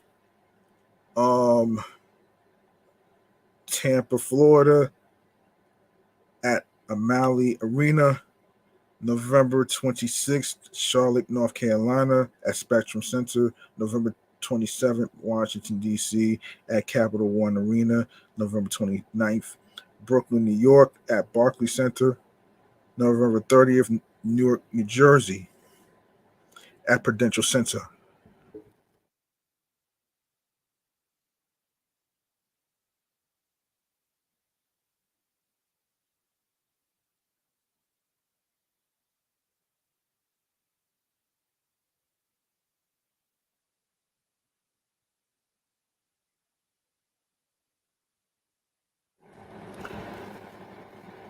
December 2nd, Boston, Massachusetts at TD Garden.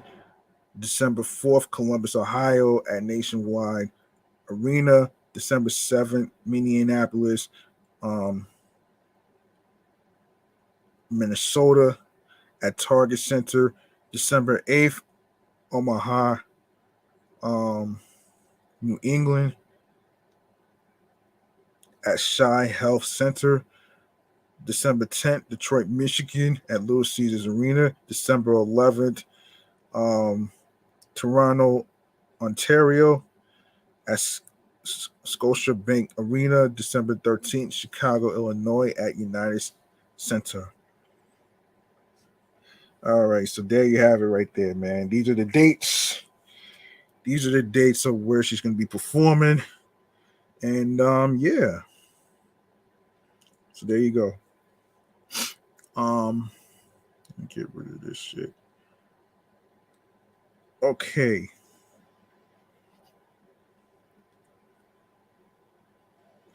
The discontinued bite-sized Hershey snack that might not want to come back.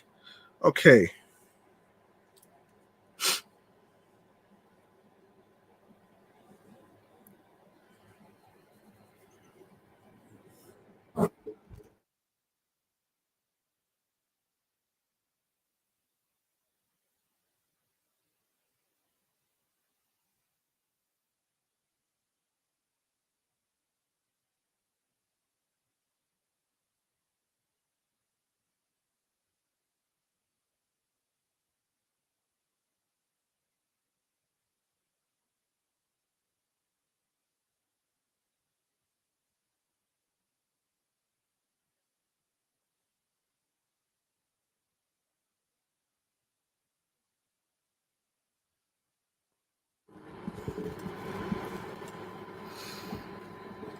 Okay.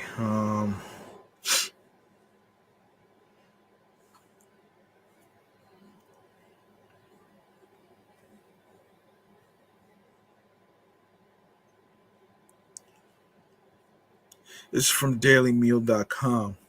Little kids love anything small, bite sized, and most importantly, related to candy. But it was this very idea that youth, being young and not knowing any better, would try to stuff their faces with the little chocolate balls that made parents feel apprehensive about purchasing Hershey's bites. For many adults, there existed a fear these candies could become a choking hazard and a delicious chocolatey disguise. In 2007, following outspoken concern these candies could be dangerous, Hershey discontinued the Reese's Bites product before removing the entire line of Hershey's Bites in the following year. While there were, to be sure, other factors that could have very likely played a role in the discontinuation of the product, threats to safety are to be taken seriously, and Hershey just couldn't brush this off without a firm response to the matter. Although it is understandable the company had to discontinue the Bites product line, it's certainly not only the company that has received such backlash. In 1997, Nestle was forced to remove its Wonder Ball, um, a hollow chocolate ball with a plastic toy inside of it, um, from the market due to parental outcry. It goes to show that when it comes to dealing in confectionaries, one has to ensure their product is not only marketable,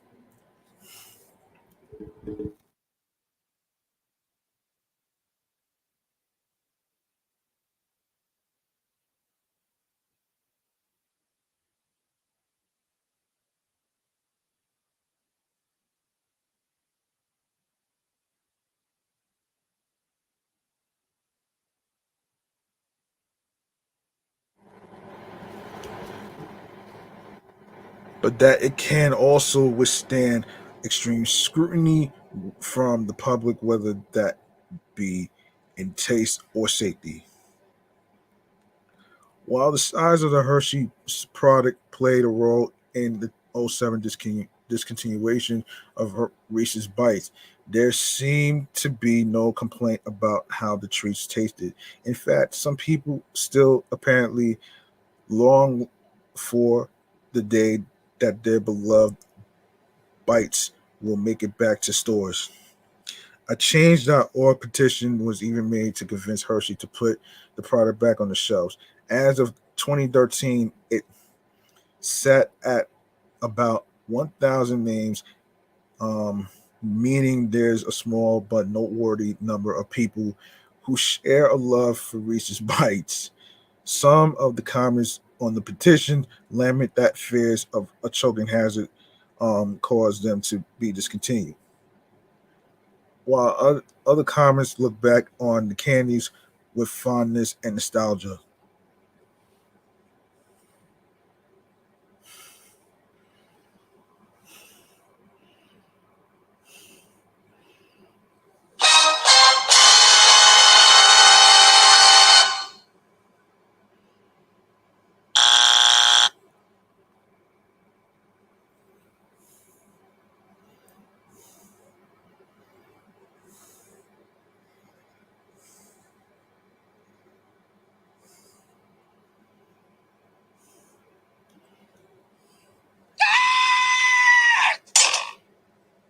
Oh my god!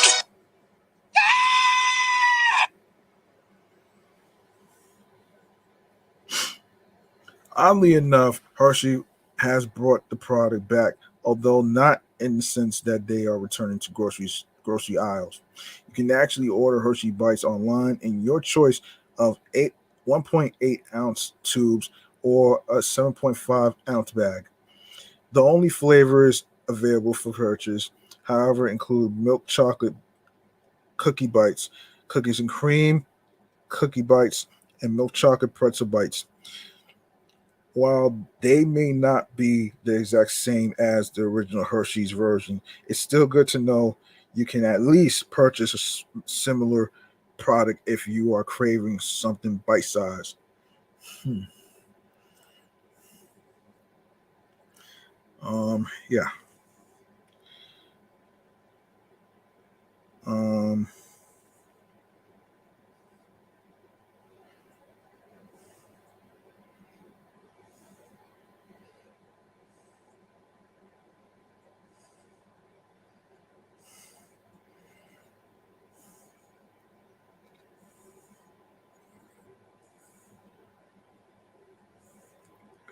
okay. All right. So 12 discontinued nostalgic chocolates we would bring back. All right.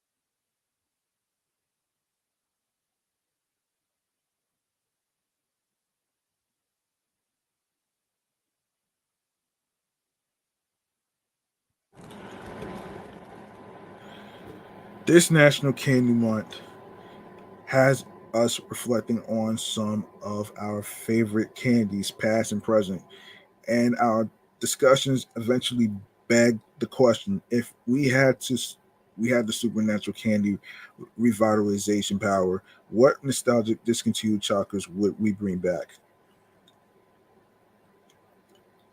And this is from a website called candyfunhouse.ca.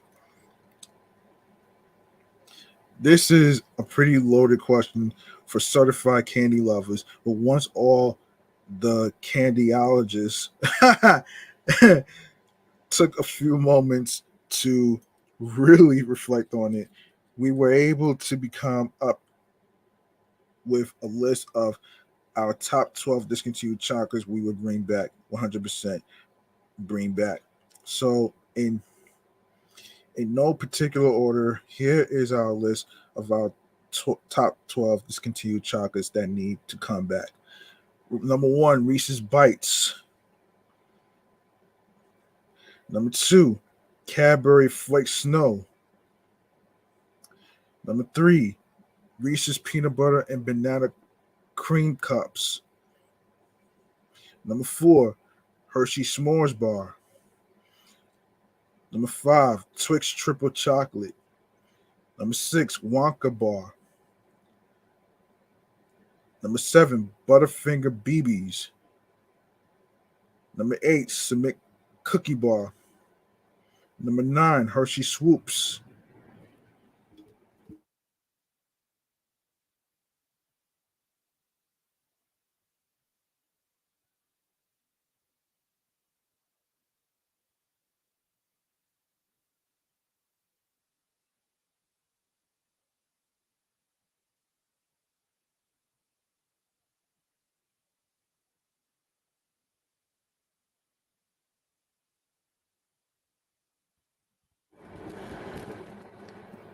Number 10, Nestle Alpine White. Number 11, Hershey's Kissables. And last but not least, number 12, PB Max. All right. Okay, let's go to some TV shows and renewed cancel shows. Let's go to oh boy.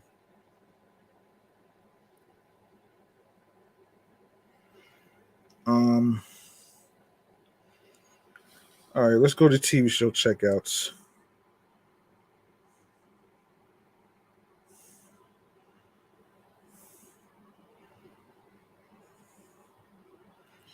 We're gonna go to TV show checkouts right now. All right, so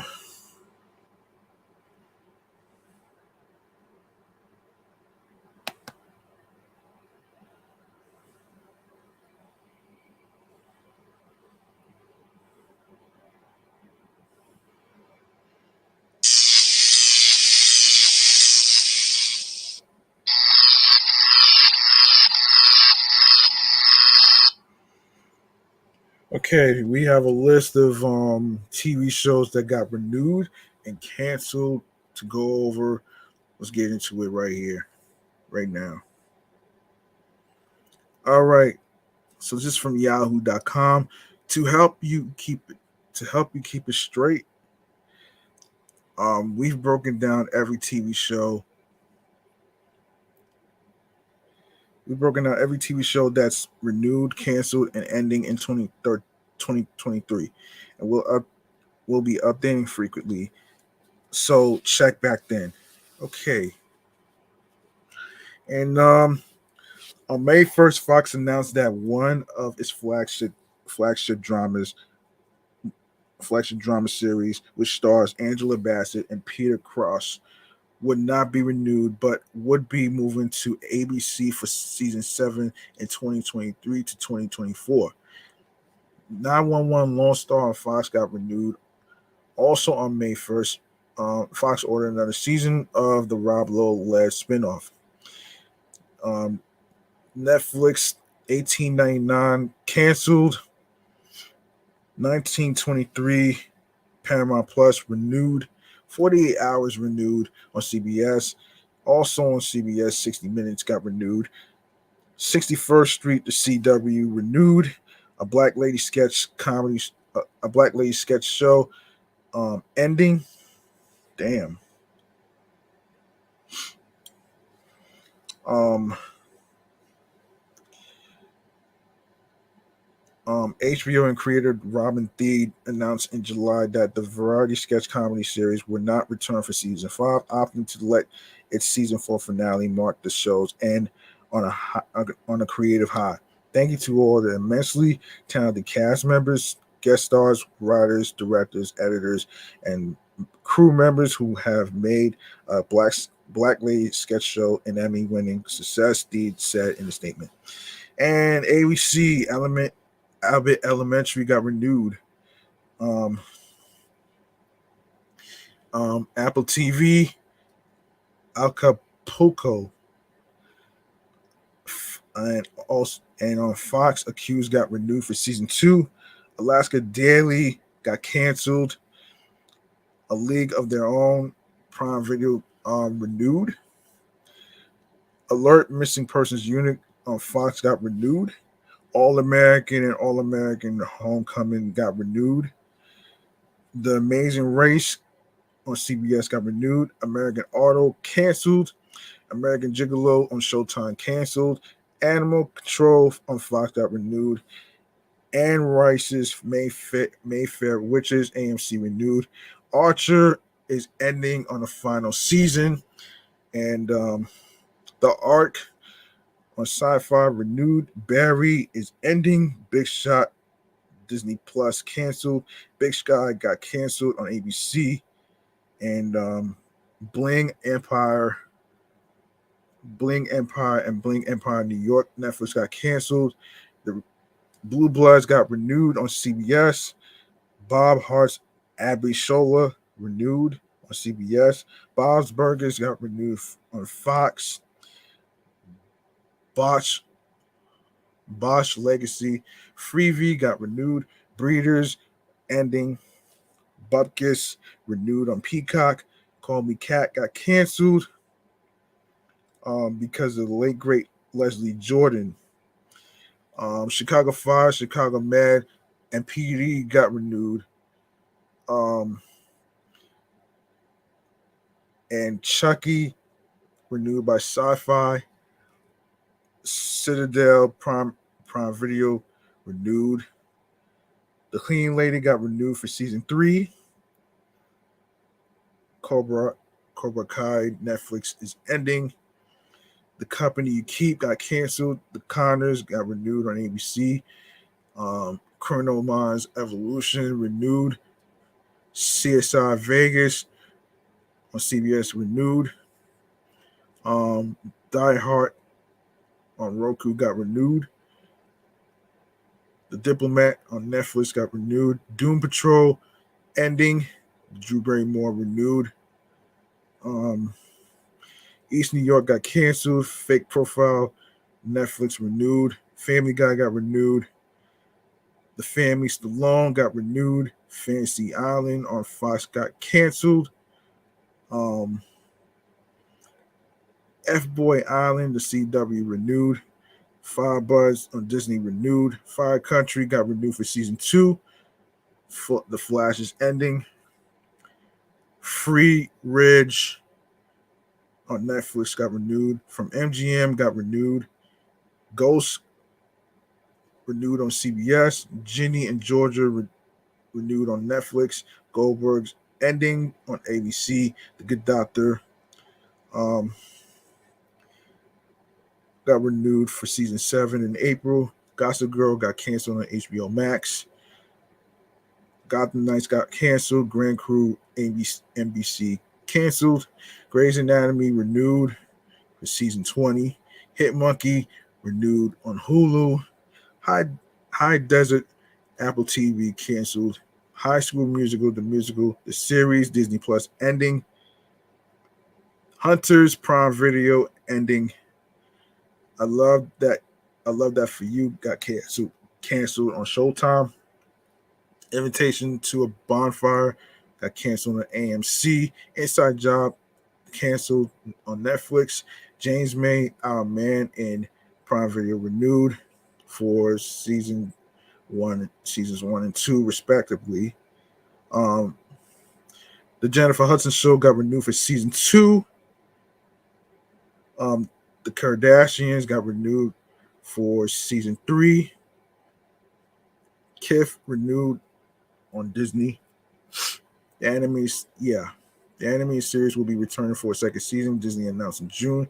Kindred on FX and on Hulu canceled.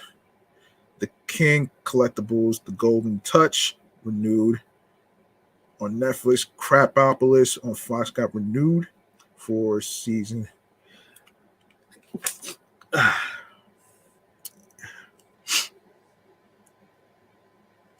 After 3 seasons, the martial arts action adventure series has come to an end. The drama followed Olivia Liang's character as she drops out of college and goes on a life. No, hold on. Yeah, Kung Fu got canceled. Yeah, 3 seasons. Yeah, Olivia Liang's character as she drops out of college and goes on a life-changing journey to an isolated monastery in China that forever changes her life. Yeah, Crapopolis got renewed for what season? Season 3. Yeah, it got renewed for season 3. La Brea got renewed on NBC. The Last of Us got renewed on HBO. Law and Order, Organized Crime, and Special Victims Unit renewed.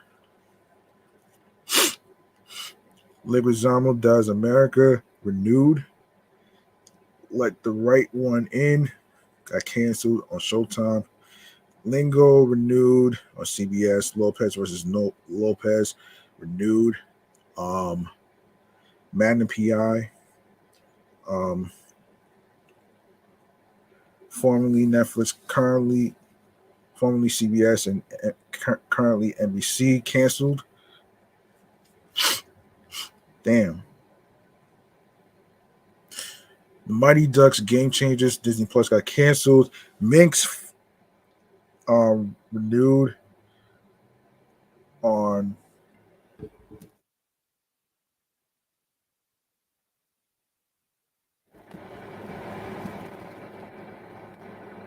Minx renewed on Stars currently. This one's a doozy after facing abrupt cancellations at HBO Max. The 1970s set dramedy found a new home in Stars about the rise at HBO Max. At the rise of an erotic magazine geared toward women. The series was one of the first in an unsettling new TV trend of nearly completed productions to be pulled from release.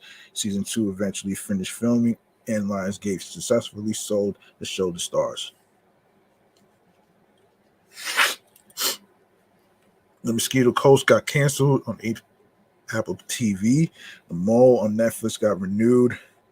The Morning Show got renewed on Apple TV Plus. The Mysterious Benedict Society got canceled on Disney Plus. Nancy Drew ending on the CW. National Treasure Disney Plus canceled. NCIS renewed. NCIS renewed. Yeah. NCIS Los Angeles ended. The Neighborhood renewed. Next Level Chef on Fox got renewed. The Night Agent renewed on Netflix. Night Court renewed on NBC. 9 Perfect Strangers, Hulu renewed. Not Dead Yet renewed. One of Us is Lying canceled by Peacock. The other 2 on Max ending. Outer Banks renewed on Outer Banks renewed on Netflix. Excuse me. Outlander Stars ending. Paris in Love renewed on Peacock. The Peripheral The Perry Farrell renewed on Prime Video. Perry Mason got canceled. Phineas and Ferb renewed on Disney Plus. Physical on Apple TV Plus is ended. Physical 100 renewed on Netflix. Pitch Perfect Bumper in Berlin renewed. Poker Face renewed on Peacock. Power Book 2 Ghost renewed. The Proud Family Louder and Prouder Disney Plus renewed. Quarterback renewed. Reboot canceled. Reginald the Vampire renewed on Sci-Fi. Reservation Dogs ending. The Righteous Gemstones renewed on HBO. The Rookie renewed on ABC. School Spirits, Paramount Plus, Selling the OC. The Sex Education ended on Netflix. Sex and Life canceled. Netflix. Silo, Apple Plus TV renewed. Single Drunk Female Freeform canceled. Shrinking Apple TV renewed. The Simpsons also got renewed for 35 and 36. Showpiercer canceled on TNT. So Help Me Todd got renewed. Somebody Feed Phil renewed. Somebody Somewhere on HBO renewed.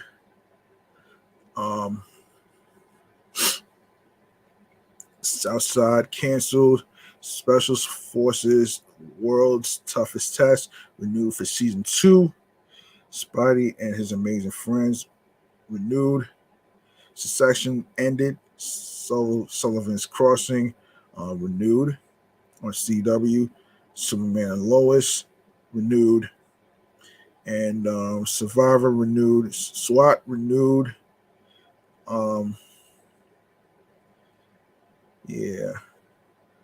And That 90s Show on Netflix is renewed. Tehran, Apple TV, renewed. Terminal List, Prime Video, renewed. 3 Women, canceled. Titans ended. Tough as Nails, renewed. Traders, renewed. Transformers, Earthspark, renewed. True Lies got canceled. Uncoupled, canceled. Up Here, canceled. Vampire Academy, canceled. Virgin River. Oh, man. Walker got renewed for season 4. Walker Independence got canceled. The Watchful Eye, canceled. We're Here, renewed. Willow, canceled. The Winchesters, canceled. Exo Kitty, renewed.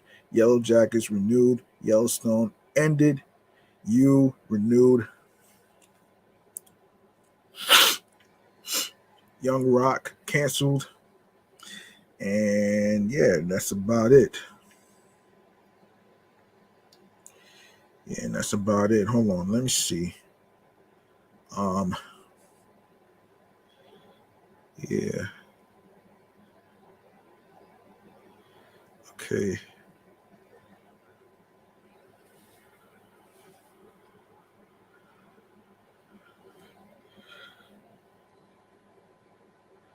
Okay, free NYC summer bucket list. Okay, so this is from NewYorkFamily.com. All right, so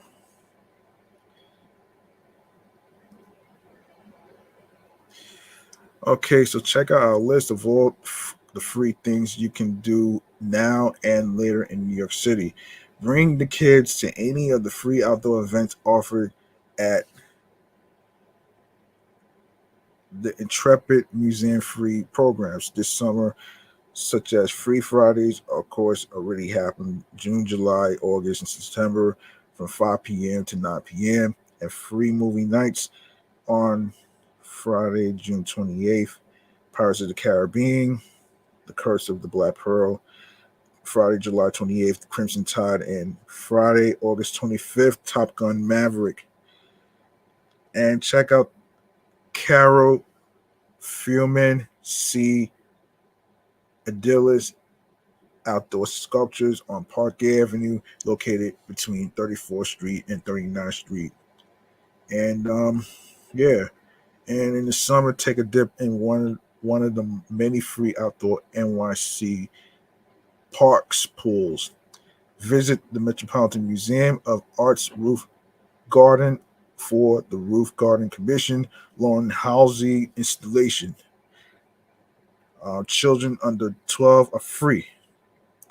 And visit the New York Aquarium for free admission. Go after 3 p.m. on Wednesdays. Reserve up to 4 tickets is required. And don't forget to check out the 3D mural for the spineless exhibit right on the boardwalk. And it may take effort like standing in line and going online for lottery tickets, but to see Shakespeare in the park, um, publictheater.org is entirely worth it. You can visit the Bronx Zoo on a Wednesday for free admission. You must reserve your tickets up to 4 online. Take in the view and fun and park at Domino Park in Williamsburg, Brooklyn. Um, Walk the High Line, check out the plants and this calm urban oasis New Yorkers love. Check out our guide. Visit the iconic flagship New York Public Library to check out books and the Beaux Arts Architecture building. Of course, hop on the Staten Island Ferry. It's free and enjoy a gorgeous view of the Statue of Liberty. Take advantage of the many restaurants that offer kids eat for free days. Go online to newyorkfamily.com for the guide. Take your skater to one of many, no, one of New York's many skate parks. Fly a kite at Central Park. Visit the little island off of Pier 55 for a unique public park experience. This small island uses stunning architecture and landscaping to create a peaceful escape from busy city life. Kids under ages 18 and under are free at the Whitney. Check out art by Edward Hopper, Alice Neal, and more. And the tour, the Grand Central Terminal. Check out the oak leaves and ocean architectural details, the Zodiac ceiling in the main concourse, and the foam glass clock at the center. Go hiking in and around our city. Some great spots exist. Excuse me, take on Slide Mountain at Brooklyn Bridge Park. Check out the gorgeous views or sit for a picnic at the at the new Pier 57 rooftop, largest in NYC at the Hudson River Park. Visit visit a local library for a story time. One of the best play spaces for kids. That also is a great way to cool off in those hot summer days. Visit the Oculus, the central epicenter of the World Trade Center, and an architect of beauty that will have you oohing and ooh ahhing. Don't forget to pick your spot and watch the Macy's 4th of July fireworks, which has already happened already. Take a break from the city and enjoy Greenbelt, Staten Island's 2,800 acres of nature, hiking trails, and more. Pack a picnic and watch a free movie under the summer stars, which is nycgovparks.org/events/free summer movies. Okay, so let's see.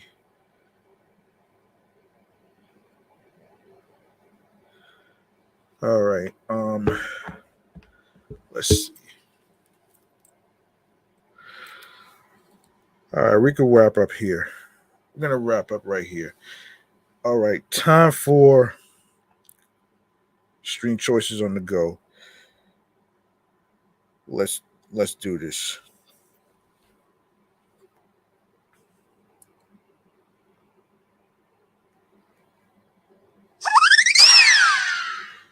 All right. Okay, make sure you go follow the podcast on Facebook, Threads, and Instagram alongside with my other two podcast shows that I do. Um, and of course, which is Excellent Fun Vibrant Talks podcast, the Sports Edition show, and my review show, Meticulous Values podcast. And of course, um, there's there's uh my New York Avenue podcast, which is also on Instagram as well. And you can also follow me on the gram, which is G Money Stacks 555 in Queens, New York. Turn your notifications on the gram, also on Threads as well. So that way you'll know when each episode is going to be dropping. I am going to mention the link in bio where you're going to see all the audio streaming platforms, um, and which will include um, some of the stuff for you to download onto your iPhones, Android tablets, iPads, Android tablets, your laptops includes Apple and Dell laptops included. All right, so starting with Audacity, Audible, Audioburst, Amazon Music Breaker, Bullhorn FM, Castbox FM, Deezer, Listen Notes, Moon FM Podcast, Player FM Podcast, Podbay, Podfriend, Podhound, Podopolo, Podorama, Podcast Index, Podcast Addict, Podchaser, Podverse, Podcast Guru, Podvine, Spotify for podcasters, TuneIn Radio, Google Podcasts, Radio Public, iHeartRadio, the number one app for music, radio, and podcast. You don't need a debit card to download iHeartRadio or any of the apps whatsoever.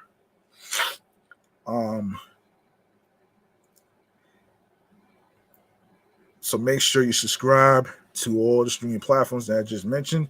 And of course, make sure you follow the three podcast shows that I do, which is Excellent Fun Vibrant Talks podcast, Sports Edition show, Meticulous Vibe Juice podcast, review show, alongside with Off the Meat Rat Chainz New York Avenue podcast. That's also on there as well.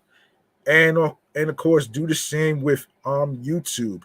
Make sure you go ahead and grab the subscribe button on 3 of my YouTube channel pages, which is Meticulous Vibe Juice Podcast, Excellent Fun Vibrant Talks Podcast, the Sports YouTube channel page, and G Money Stacks 555, where you see the live videos already uploaded and posted. And click on the noti bell alongside with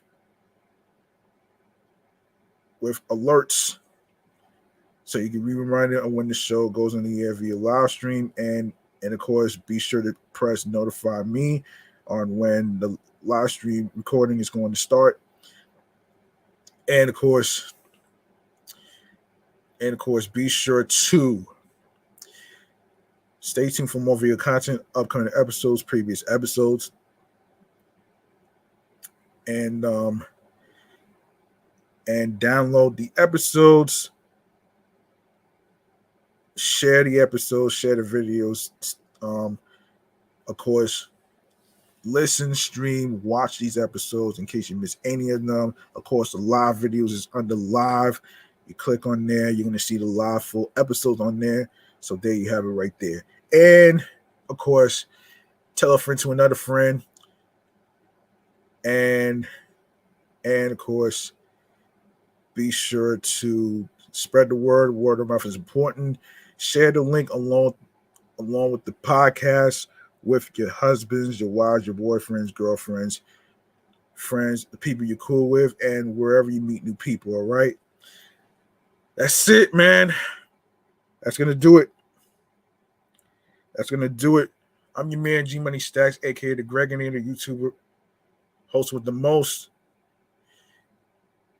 Thank you very much for listening and tuning in and rocking with me. And remember, the grind doesn't stop. Hard work pays off. You want something, you have to work hard and earn it. New York wasn't built in a day, and you don't need people to validate you but yourself. You got to validate yourself. Also, look for something that makes you smile creatively, mentally, physically, and spiritually. And also, don't be afraid to ask somebody what they're going through mentally, physically, and spiritually. That's very important. Well being of people are important. And, and of course, of course, of course, you also got to remember um, you want to find something. Don't let anybody stop you from following your goals and dreams, and of course, be sure to